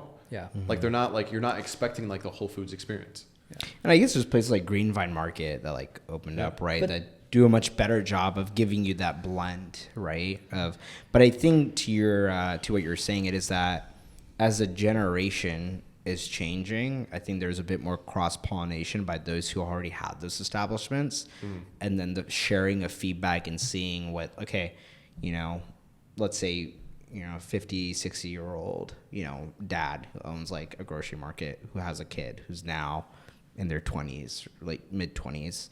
They see their shopping patterns and their child's probably giving them some feedback from a good place, and then they'll probably listen to them to make those marginal changes. But I don't know if that's what's happening behind closed doors. I think it's much more about the fact that our Muslim community, particularly in America, and I think it makes sense in like the context that you put it in, like it's in pockets, right? They have more access to capital, and so therefore they're able to service those people better, and so then people are also willing to pay more, and then it's like a cycle that way. Again, this goes back to the earlier point. This is why it's kind of important to support your. You'll get better and better services. It's important to support your businesses, but to me, like, I can almost excuse that type of experience 20 years ago. Like, there's definitely like your OG shops and restaurants in Dallas where like you get that. Yeah. People still went there, right? And it's like known as the original spot. But now it's like you have like these, these places that are like super fancy. Like, I mean, I'm on the other side where I like came from Waco, so like this is a little different experience for me. But like now it's like you literally have like these fancy matcha shops that are charging like $10, and people are happily willing to pay. But here's my issue. It's like a little different in terms of like there is, I think, a trending direction of focusing on the service and what people expect, especially in the younger generation. I think they're like a little too extreme, but like I think it's like I don't think so. I think you're like I know if I go, I can go get crescent from Walmart, like crescent halal chicken from Walmart, or I can go to the halal butcher. Like I'm getting the same thing. Like why would I go to the worst experience? That's fair. Yeah. When I could get a better one, and I know that they're just as far from me. Like my issue is like I agree. Like there are places that look like the OG spots. Why do they still look like that? Like we can update. Like we can. Oh yeah, 20 years later, I agree. But I think that's like a good point though, right? Because like Costco and Prosper, for example, or like Little Elm, they're providing halal chicken now, right? Yeah. And a lot of times people, which I'm like, oh, this is awesome, right? But a lot of times people will be like, oh, you should support your local butcher. They're the OGs and things like that. But which I understand. I think it's coming from a good place. But, I do think there is still like an opportunity for them to grow. Because I know when I want like, this is when I wasn't doing like Zapia only at home, but when I want like really high quality steaks, I wouldn't go to an HEB or a Costco or anything like that. I would go to like Deep Cuts Dallas, which is like a local butcher shop. The ranch that they got this cattle from. They'll show you its name. They'll show you the entire process of it. And I'm willing to pay a premium because when I go there, I know the guy. He's talking to me. He knows what I'm going to make. He gives me it's a whole personal experience, and I'm okay paying that premium for that. Whereas when I'm going to a butcher shop, I'm like a halal butcher shop, I'm not going to get anything like that, right? And I think at the end of the day, it's like, there's other ways I can support them. I'll probably buy something else, but maybe not the meat. But sometimes I can get everything done at Costco where everything's, DFW is like a 40-minute drive. Yeah. I'm going to save myself the 40-minute drive, unless you can really convince me to show up there for some other reason. But I think it is like a sense of like sometimes not showing up is the indicator of like, okay, we need to invest in the business and like level up.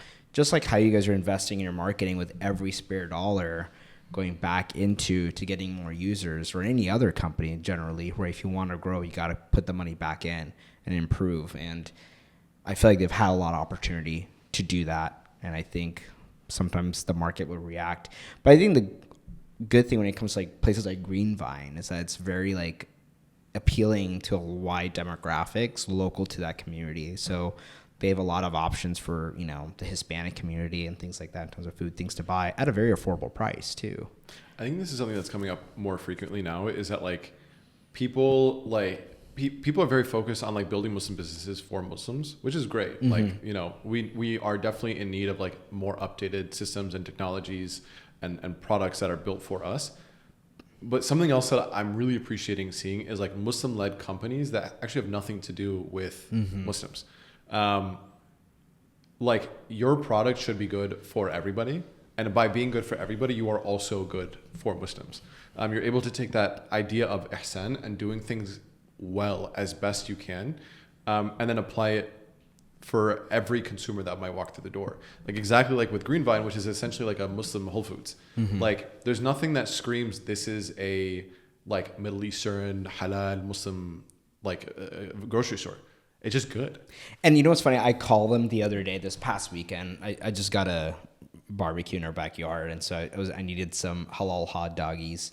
And I called them, and this, you know, very American voice guy picks up on a Greenvine. And I was like, hey, do you guys have like hot dogs? And he goes like, what do you think this is, a Walmart? And he's like, nah, I'm just kidding. Yeah, we have hot dogs. I was like, wow, I don't think I was going to I was not expecting to get that type of dialogue there. And like for me, Greenvine is about an hour drive, right? There's other shops I could have gone to. But just because of the way he interacted with me on that phone, I was like, I want to know who that guy was on the other end of the line. Yeah. You know, and that's what made me show up, right? But I'm a sucker for any sort of like personal connection I can get with someone who's giving my food. You know, I think there is a lot to that, right? Like I'm about to feed my entire family with this. I want to know who allowed, I mean, of course, Allah subhanahu wa ta'ala, but also the person who took the time to stock this in the market and, you know, make them feel beneficial in that journey of what they're doing. But I do think it's really important to build for others, right? And I think that's such a, you know, we talk about dawah, but like that is a form of dawah when you're building for other people. You know, one of the services that we use internally in our team is called Team Hub, which is a great tool. It's a way for us to like talk. It's essentially like Slack and Monday like fused together. But it's a Muslim-owned company, right? And we found out about them when we were at Muslim Tech Fest. And, you know, when we used it, I was like, at first I was like, but then Hamza was like, please just use it. He's a big, like, use the tools that we got. And I'm like, okay, this is growing on me. This is actually a really good tool. But I think, or even like Replit, right? Like that's fully Muslim-owned. But I like that. It's like when going to a really good restaurant, you know it's good when you're not leading with, it's halal. Yeah. Right? If it happens to be halal, yeah, great. But like, I don't care. Like I'm not like I want good food. Exactly. Like, that's the important thing to me is that it's good. You know, if it's halal, like obviously, you know, we gotta stick as much as we can, if not the entire way. That was bad. I'm not Z, man. I'm not Z either, but I'm Z when I can be. But yeah. But I mean, I think that's like an important thing. You can't just let the barometer of excellence cannot be the entryway, right? It cannot just be the baseline expectation. It's like, okay, if I'm going to do a business in food, okay, first step, I want to be Zabiha, right? Yeah. Ideally, that's the first step. Then get really good at making food, and that's how you're going to succeed, especially, you know, in DFW or even elsewhere, right? So one of the things I also wanted to ask you about was, you've obviously had a very non-profit focused background before going into matchmaking services. Were there other ideas that you were thinking of, or like, you know, that were even like non-profit adjacent, where it is more of like a for-profit business? Because that was more so of your expertise, your bread and butter. But going into dating seems like a huge shift. But did you have other ideas that you were debating between before making that jump? Also, it's not dating, it's matchmaking. Excuse me. Yeah. Honestly, alhamdulillah, no. Okay. So there was like, it wasn't like my journey to entrepreneurship, it wasn't like, oh, like, let me think of an idea to like, you know, a service to provide and then charge money for it. The way InPairs started wasn't, it didn't come from that. It didn't come from like spotting like a need in the market and then going in. It was, I was getting more and more people reaching out to me saying, hey, Zach, do you know anybody for me? I'm like, why the hell are you guys asking me? Like, this is not like, the only followers I had were like my friends. Like, I'm like, why are you asking me this? Because this is during like your Mustard tour stuff that you were doing, right? No. This is before this. Way back. Okay. Yeah, like second year of med school. Wow. Like 3 years ago now. I was like, yeah, like I don't. The Message Tour actually came because I wanted to speak to Masajid about how they were solving the Muslim marriage crisis, and then through that, 9 months later, that's when InPairs Masjid was like became a product, and then a little bit later we launched. But basically, I had all of these people who were like asking me if I knew somebody for them, and I was like, I have no idea who I could possibly think of for you. Stop asking me. And then one week, I had 5 people ask me, and I was doing an overnight shift in the emergency department. I was like, you know what, like I got some time. I posted on my story saying, hey, if you're trying to get cuffed, send me a DM. I had 75 people send me a DM in just a couple hours. Wow. I was like, okay, like, let me get an idea of who these people are. So I would like go and DM them like, hey, what do you like? Whatever, this and that. It was like, it was absurd. At one point I would go and help sew up a gunshot wound and then go back and be like, what are your, I don't know, your age preferences? Solving the 2 biggest problems of the world. Yeah. It was just like the most like, bro, I was like, how did I end? Like, what is going on? I even got my like. What is this Venn diagram? Dude, I even got the resident that I was like doing the overnight shift with. He was like sending me his information. I'm like, dude, you're not even Muslim, but like, let's do it. And I was like, okay, there's like people like need like people. There's like some kind of need here. I posted. I was like, this is also unsustainable. I made a Google form. Posted that on my story. I had over 200, like almost 250 people sign up in a week. Like. Filling out some people I didn't even know, which is crazy to me. And so like that's where InPairs came from. I was like, okay, I got 250 people on this list. What can I do? And I just kept playing around with different ideas, and then over the course of the next year, like launched the beta, like got some information, figured out like what it might look like. That's the point that I was like, okay, I'm going to take this as like a serious business. That's amazing. Were you married at this time when you were doing this? Not yet. No, not yet. Okay, dude, I was looking. I had suffered. Okay, gotcha. So you were your own target audience and demographic. 100%. Are you willing to talk a little bit about the journey, like of finding your own wife and how that influenced this entire process? Yeah, like maybe shedding some light to that entire story. Dude, it was impossible to try to find somebody. Like again, I tried everything. Like I was earnestly using the apps for years. The issue that I found is that there was 2 things. Is one, like I wasn't actually moving anywhere. Like even if I got a match, I was like, oh, cool. And then I would be like, actually, I have no interest in getting to know you. Sorry.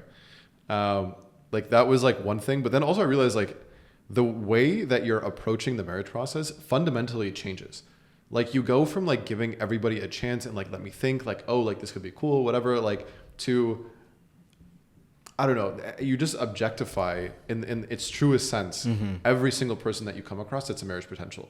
Like, will this work? Yes or no? Like, do they have this or that? Yes or no? And I realized this is not just a problem that I was having. It was like every Muslim who has interacted with the apps, because these are the only options that we have. And they're modeled off of Tinder, where the only goal is fitna. And so while I think that they're a great service and you're able to get a ton of quantity of users and like really pick what you're looking for, it's damaging in the sense that we know like what the best version of this looks like, which is Tinder. And anything that comes after that is going to fall somewhere in the realm of like, that's what it can be used for. Of like just trying to match with people without actual legitimate intention.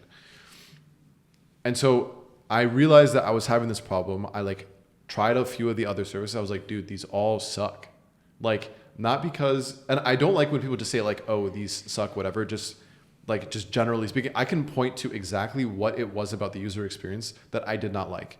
There was one other service that like had a different model that like, I was like, maybe they're just not doing any marketing. And so it doesn't matter. Like the kind of person that I want isn't going to know about this.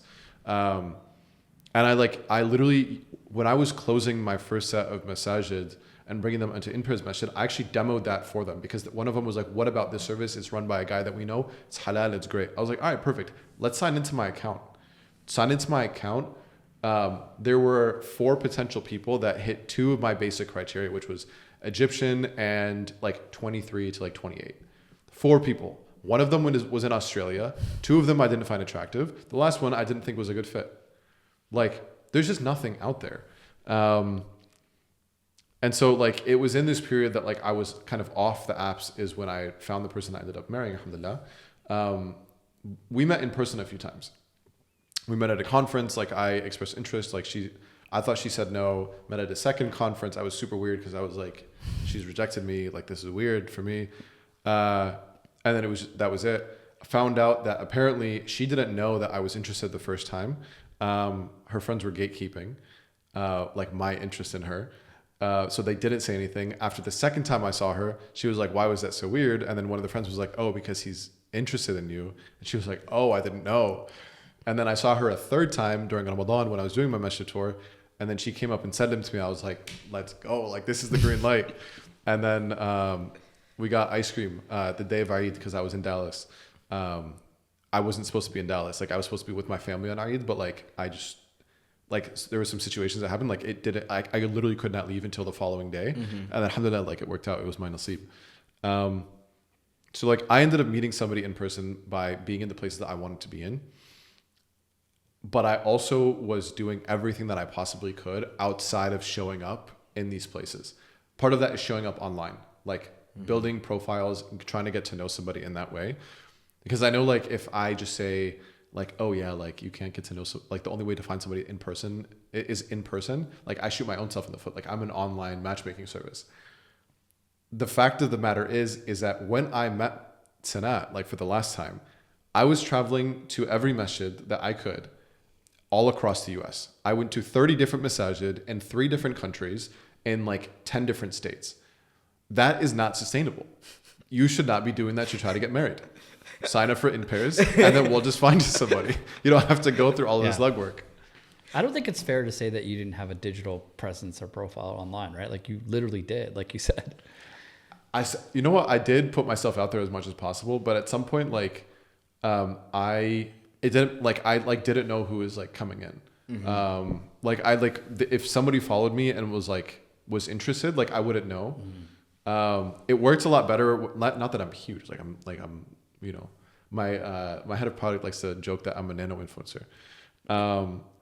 That you're sorry, what? A nano influencer. A nano. What does that mean? It's like he's. But you have more. You have way more than 2,000 or what? Yeah, you have way more than 2,000. You know, he's just.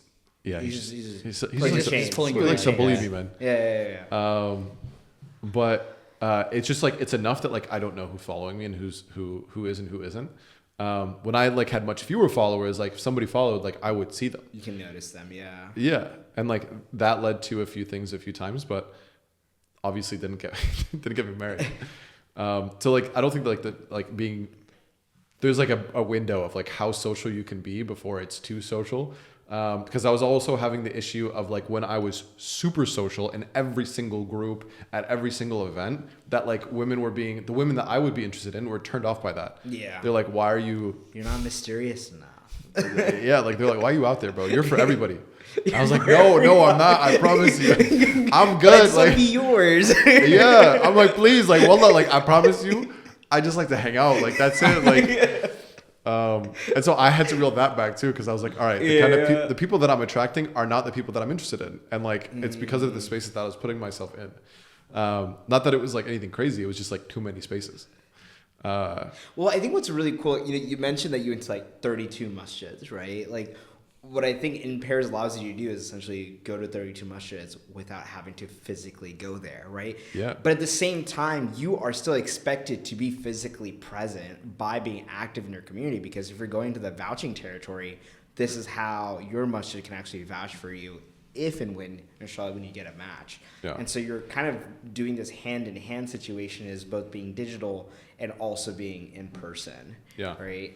One of the things that you kind of talked about that I want to ask about, because from like a psychology perspective almost, is that the systems that are in place right now, whether it be Salams, Maz, Hinge, all of these, right, they kind of force you to be objectifying, like being a very visual person on determining a potential spouse, because there's such a high volume that majority of the time people are not reading anything that you've written out. do you feel like that has like, have you feel like there's been like a negative impact within society as a whole because of this mass option perspective on how we essentially treat people on our phones when we're going through the staging process? Yeah, I mean, absolutely. Like, I think it's so difficult to make a connection if that's not what you're actually looking for. You don't even realize it, but at some point you stop looking for somebody and you start craving the dopamine hit that you get when you match with somebody. Like, you don't get more dopamine when you say, hey, or like, how are you doing? You don't get it from that. You get it from when you get the match. You're going to be in the appropriate headspace to try to find somebody. So I think that the apps are great for the first few months, but at some point, like after you've been on them for too long, honestly, I don't think you're going to get any closer to finding somebody, because you are shifting the way that you're approaching this process in a hugely negative way. There's probably people that you're saying no to that you wouldn't have when you first downloaded Sedams or Muzz or whatever it is. Are you finding a lot of those people come onto your platform? Because that's kind of seems like a challenge to manage the different user profile type, right? Like, I think fundamentally, like the process that you've been through changes your experience and the expectations that you have on this process. Yeah. So like someone who's maybe been through one of those other apps, maybe they fundamentally expect something different after a year and a half of trying it versus someone who's like coming to you for the first time of looking 1 month in real life. Yeah. Do you have a way of like categorizing that or approaching those two different profile types differently, or? So at the stage that we're at right now as a company, we're only focused on putting out the best possible product. Regardless. Full stop. Yeah. Like, that's it. I don't care who you are. I don't care what your background is. Like, I want to give you the best possible service. At some point, inshallah, maybe like in 2 or 3 years, we'll be able to like hyper focus on particular segments of our audience and our users to give them better performances by tweaking it for them, but we're not there yet. That being said, we do know that like roughly when we're looking at like feedback, we look at we pore over every single piece of feedback that we get, whether that's a rejection reason, an acceptance reason, a churn reason. We look at everything. If you cancel, we see it. All right, some of y'all are mean, man. Bro, wallah, but it's good. It's good. People should give you feedback, right? Like if you we love feedback, right? Especially if it's like useful feedback, like actionable feedback. We look at that and we love the people who do that. But not just like, this sucks. Dude, some people are like when people try to like challenge our Islam, wallah, it's actually the most like upsetting, frustrating thing ever. Challenge your Islam. Wait. Yeah, they're like, there's no way that like you as a Muslim are providing this service and like think that you are going to Jannah. Like they're the end quote. I'm sorry. Yeah, I'm like, bro, like you said, I'm gonna go to hell because you didn't get a match. My bad. Like, all right, holy cow, bro. Well, it's actually insane. And so what we found is that when we're looking at, I thought my comment was bad on my video. I mean, someone said I wasn't handsome. I was like, well, taking that personally. I want you to know the team looked out. They're like, yo, what the hell is this, bro? We were sick. You don't even have an icon on your user profile. But that's insane. Yeah, we looked, bro. We pulled up their profile. We're like, yo, who are you, bro? No, but I think what that means, like when I see that feedback, like Allah khair, inshallah, you look past some of those things, right? Like, and may Allah forgive this person. But I think like what that means is to me is a confirmation of how important this problem is. Yeah. That's how challenging it is that people are that passionate and upset. Yeah. Right. Dude, that's actually why we hate Reddit. Because some of the feedback that we've gotten on Reddit is like, it's not only where you so you didn't like what I mentioned at all. Dude, wallah, alhamdulillah, now like we get every time somebody mentions us on Reddit, it goes straight to our Discord. Every single person on the team sees it. It just pings. Yeah. Within like 2 minutes of it being posted, we'll see it. And so we used to get a lot of really negative feedback on Reddit. Now, alhamdulillah, it's been a lot more positive, like almost entirely positive.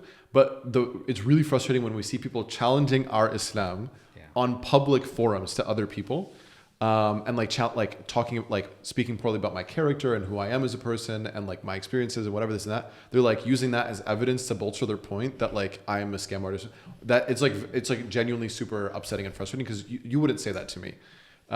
You wouldn't say that to your sheikh. Like, why are you saying it for like anybody to look up at any point? Somebody who doesn't know anything about what we're doing. Like it's not just a poor reflection on us, it's a poor reflection on the masajid that we work with. And so it's really frustrating. But back to the point of feedback is So when we're looking at the feedback, 50% of our users have been on, roughly 50%, a little bit less, have been on the apps before, which is a great accomplishment for us. It means that 50% of our users have never been on an app, and the value prop that we have is strong enough that people are willing to try things that they haven't tried before, which we're really happy with. The only time that we'll get feedback about volume of matches are from people who have been on the apps. That's because you are so focused on the number of people that you're speaking to that you're unwilling to appreciate like the quality of the person that's going to come. Barometer of success is also different at that point. That's such a tough challenge. Yeah. Yeah. You're like literally having the responsibility of also re-educating your customer base. And that's my, like when I talk about InPairs within my circle, right? It's like I realize when I'm pitching it, it's always education of expectations. Right? Like you're coming in from a mindset, you're essentially going from the buffet line to an a la carte menu and you're sitting down to eat like a fine dining restaurant, right? You're going to get a very curated meal. The chef is listening to you. You're going to be able to talk to them. You're able to give more feedback. You're not at CC's. Yeah. Right.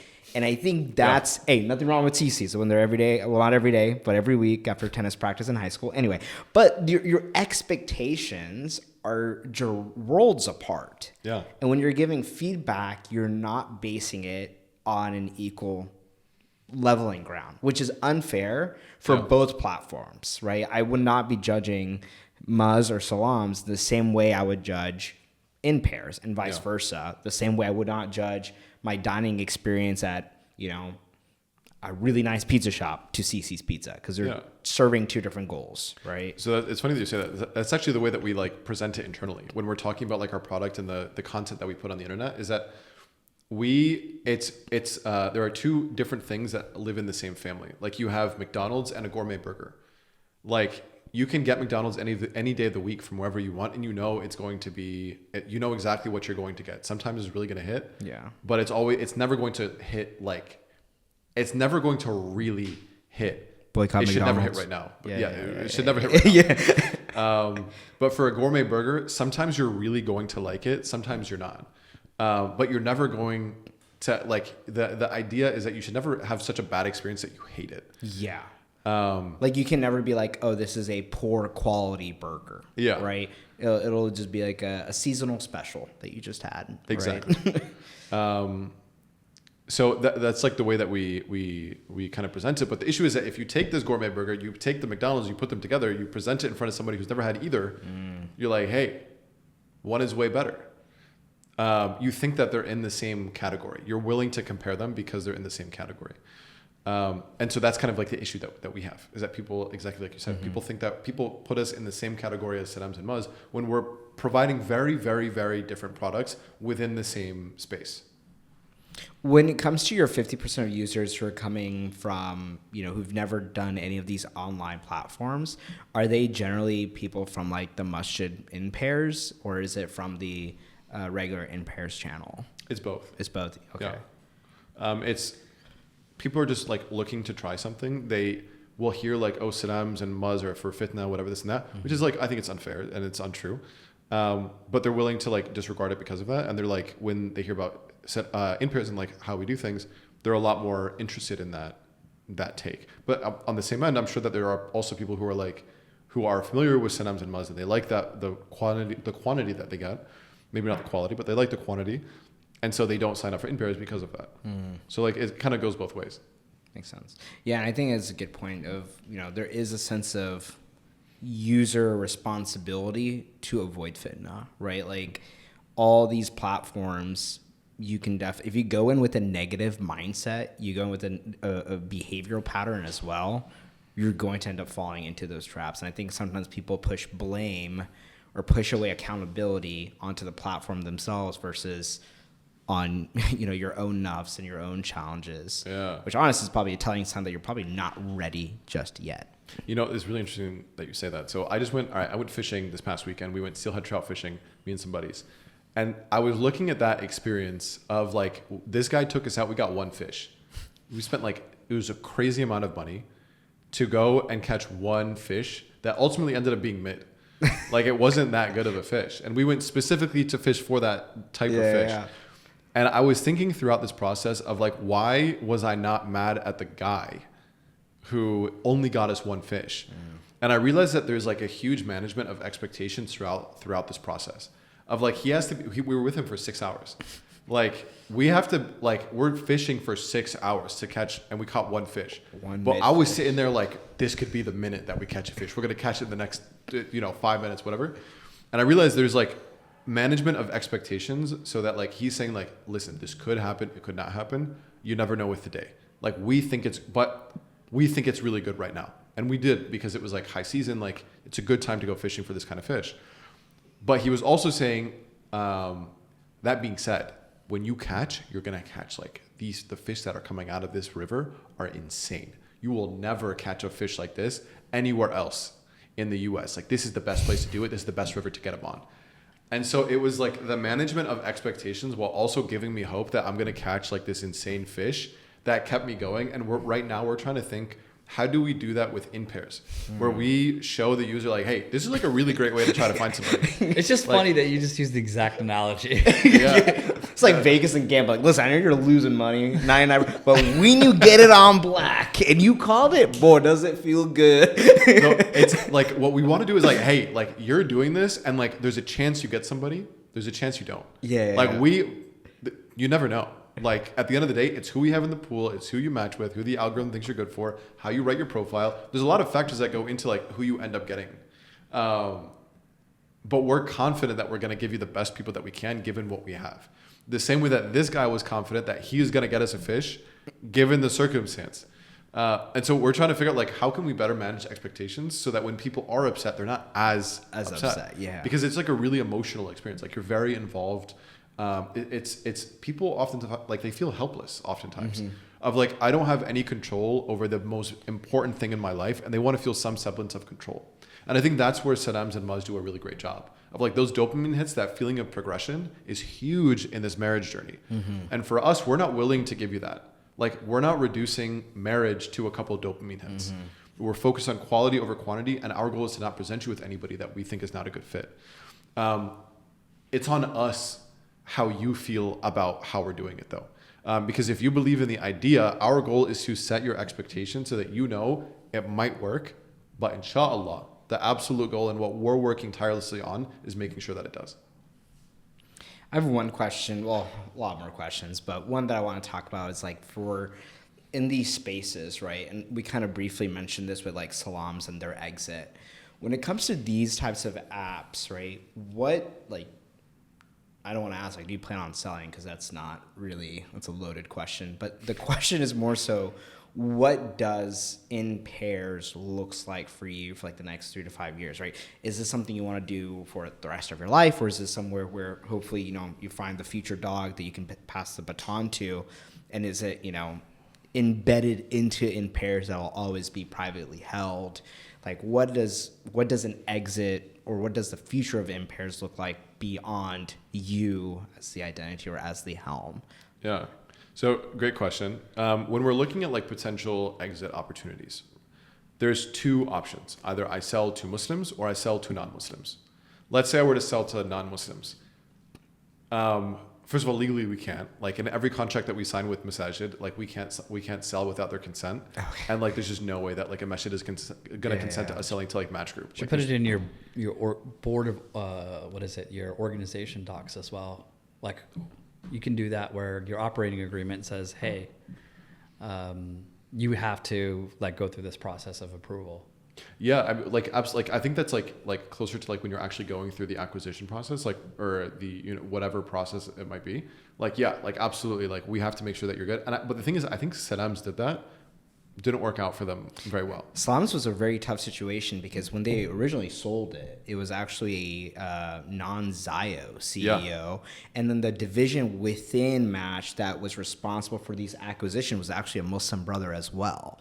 And so as far as they knew going into negotiating that they were going to be covered, one of the things that they had said was that, hey, like if you do anything like pro-Israel, everyone's going to leave. Like just the entity of like users. Unfortunately, new CEO came in, which is kind of also weird because the previous CEO before, I think it was Kim, was her nephew was a classmate of mine at UT Austin, but they're Zionists, unfortunately. Yeah. But it was a blender of a situation. So I'm always curious of like, what do exits look like for Muslims, especially after this example, because potentially you could have a switch and bait situation that they may have experienced. There's also an assumption of like assuming the best, that they did their due diligence. But I was kind of curious like what your mindset is. So assuming that, and unless there's something that is like huge that like was not known, like let's say for example, like Match Group is known to be very litigious. Mm-hmm. Let's say Match Group was suing Saddam's. Mm-hmm. That's like a possibility. In that case, for them to sell, sure, like makes sense. It makes sense for them to have reached some kind of arrangement with Saddam's, or sorry, with Match Group. Mm-hmm. That being said, I think like you can only hold the current company accountable at that given moment. But like what you just said, like they hired a Zio, like Palantir CEO, or ex-Palantir CEO right after, like a year afterwards. Right. So that's like the issue with selling to a non-Muslim group. You don't know where their ethics are gonna go. Right. Exactly. It's really like at the end of the day, it's like their goal is to like maximize shareholder value, and there's like unethical ways to do that. Yeah. Let's look at the other end of like, let's say I sold to a Muslim. I think that we can still use the Saddam's example, is I think it's very difficult to sell to Muslims. Saddam sold, they were making roughly 9 million in revenue from my understanding. They sold for just under 12. That multiple is absolutely insane. That's horrible. Yeah. Multiple. That is a horrible, horrible multiple. And I think like, again, unless there's something that was crazy that was happening behind the scenes, and unless there was like some extremely nuanced business decision making that was there, which I'm not privy to, if you take it at face value, I think the Saddam's exit makes things way more difficult to pursue entrepreneurship for Muslims in Muslim spaces. The reason being is that if I build a company that is making $9 million in revenue in the tech space with like the only additional expenses being marketing costs, like the multiple is way higher. Like this shouldn't have sold for anything for a dime less than 30 million at the most, at the minimum. Like that was our initial estimates when we were looking at the Saddam's acquisition, based off of like how these things typically go. What was like the acquisition? This is ignorance on my part. Like how much was it for like Hinge or things like that, where even Hinge is such a larger demographic, right? When you're looking at just the subsection of online Muslim demographics, it's not a big pool. And even from the numbers that you're sharing from your end, like you're in the green by, $700, $800. So I'm like, if we extrapolate that, right? Because I assume this information isn't public on their end, but would they be hitting like $10,000 or $15,000 or $20,000? Like, because it doesn't seem super profitable. So I'm not sure. No. This was like intentional. Like we're putting every dollar that we have back in the company. Okay. Not because we can't pull out profit, but because we want to provide the best service to our users. And so we're willing to like forego profit now, like for pulling it out when we're not directly impacting our users.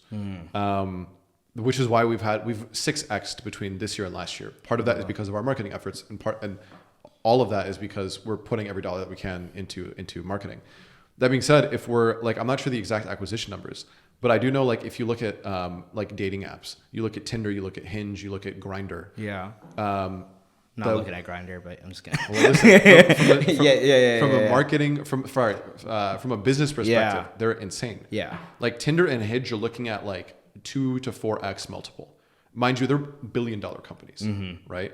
Again, Saddam's. Yeah, I was gonna say it's not uncommon to have like 10x, 20x. Oh yeah, that's actually that's low. Like this was lower than I thought. We were actually shocked when we looked at those numbers. There's probably something specific to this situation, specific industry. Maybe the no. Okay, go ahead. So here's the thing: is that Grindr?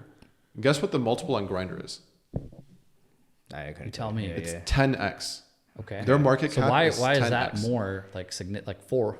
Because of there's just like other like indicators of like company success and health that like put Grindr in a better position than Tinder and Hinge. I think part of it is like market saturation. There is like they already have everybody. there's also a bunch of added features on Grindr that's also very beneficial for like the LGBT community beyond just dating in itself. So there's like only reason I know this is because my roommate in college was gay, but there's a lot of value add and probably potential future for a lot of ways to make money on a Grindr versus like potentially compared to like a Muslim dating app or even any religion specific dating app, like, you know, Christian Mingles or things like that. Okay, so you had like there's a lot to offer. potential forms of revenue or services that they could offer on it. Okay. Yeah, and which is like not difficult to think outside of the box, right? But for Salams, you have the second largest app of its kind in its niche in the world, selling at a 1.3x multiple. That there's like, again, I'm giving the team the benefit of the doubt of assuming that there has to have been something absolutely insane that was there.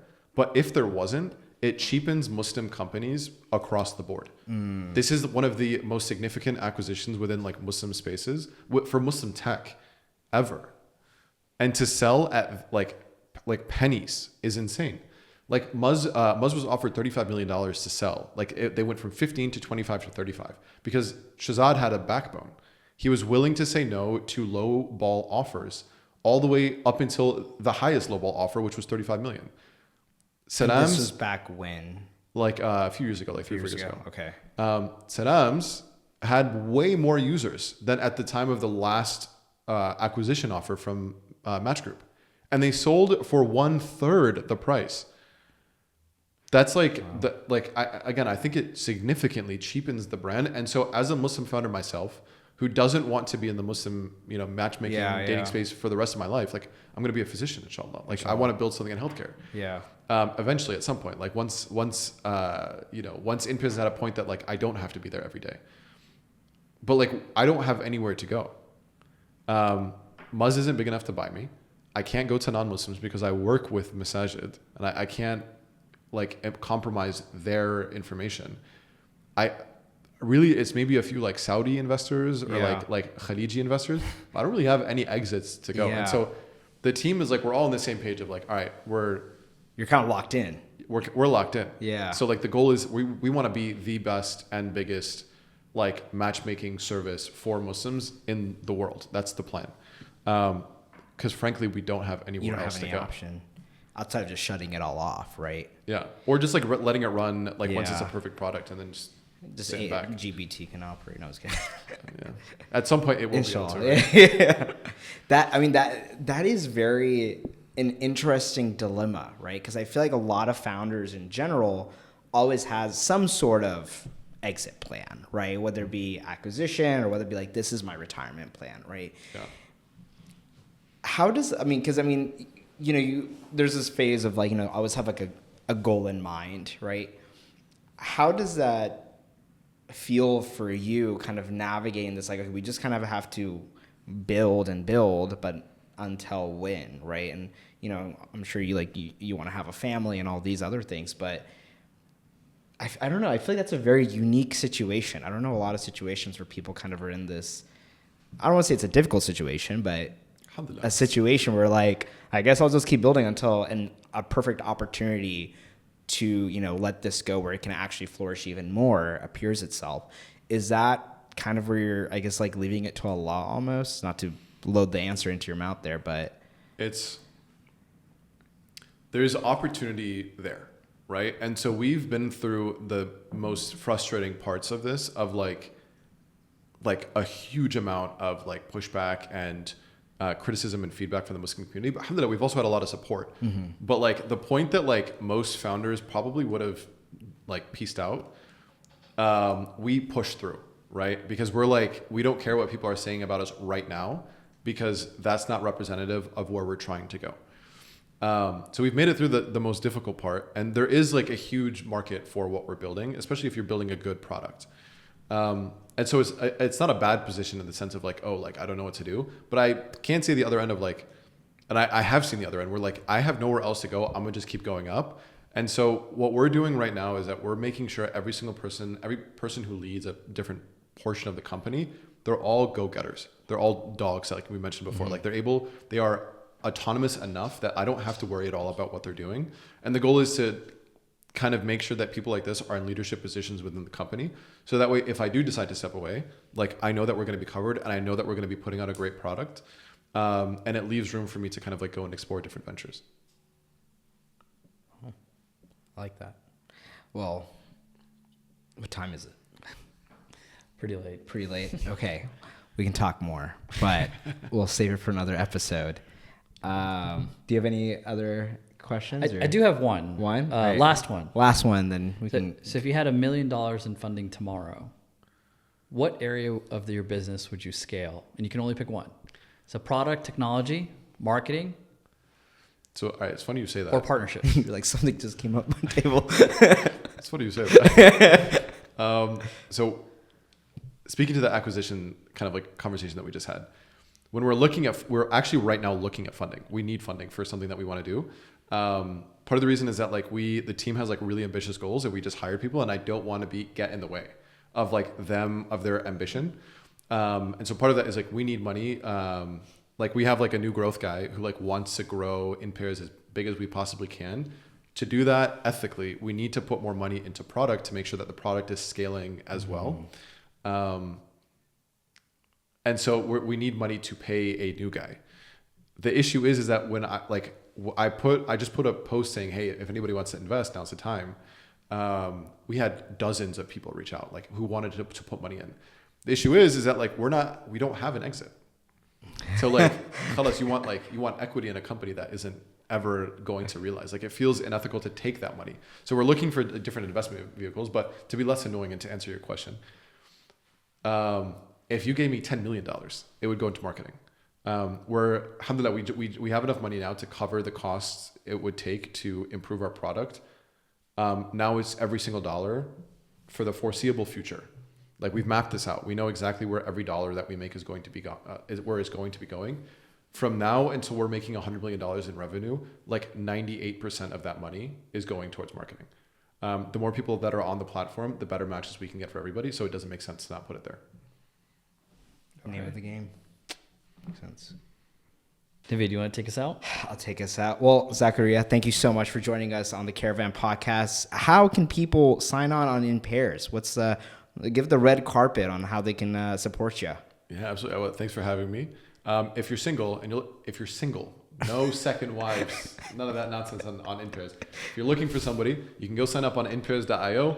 Inshallah, by the time you hear this, we're going to be having a closed beta for our app. And you can sign up there and give us your opinions and your feedback. And inshallah, we're going to get better and better. And if you're still single in a year and you remember us, that's another good time to sign up. Well, sign up for the InPairs app. Thank you so much, Zachariah, CEO and founder of InPairs.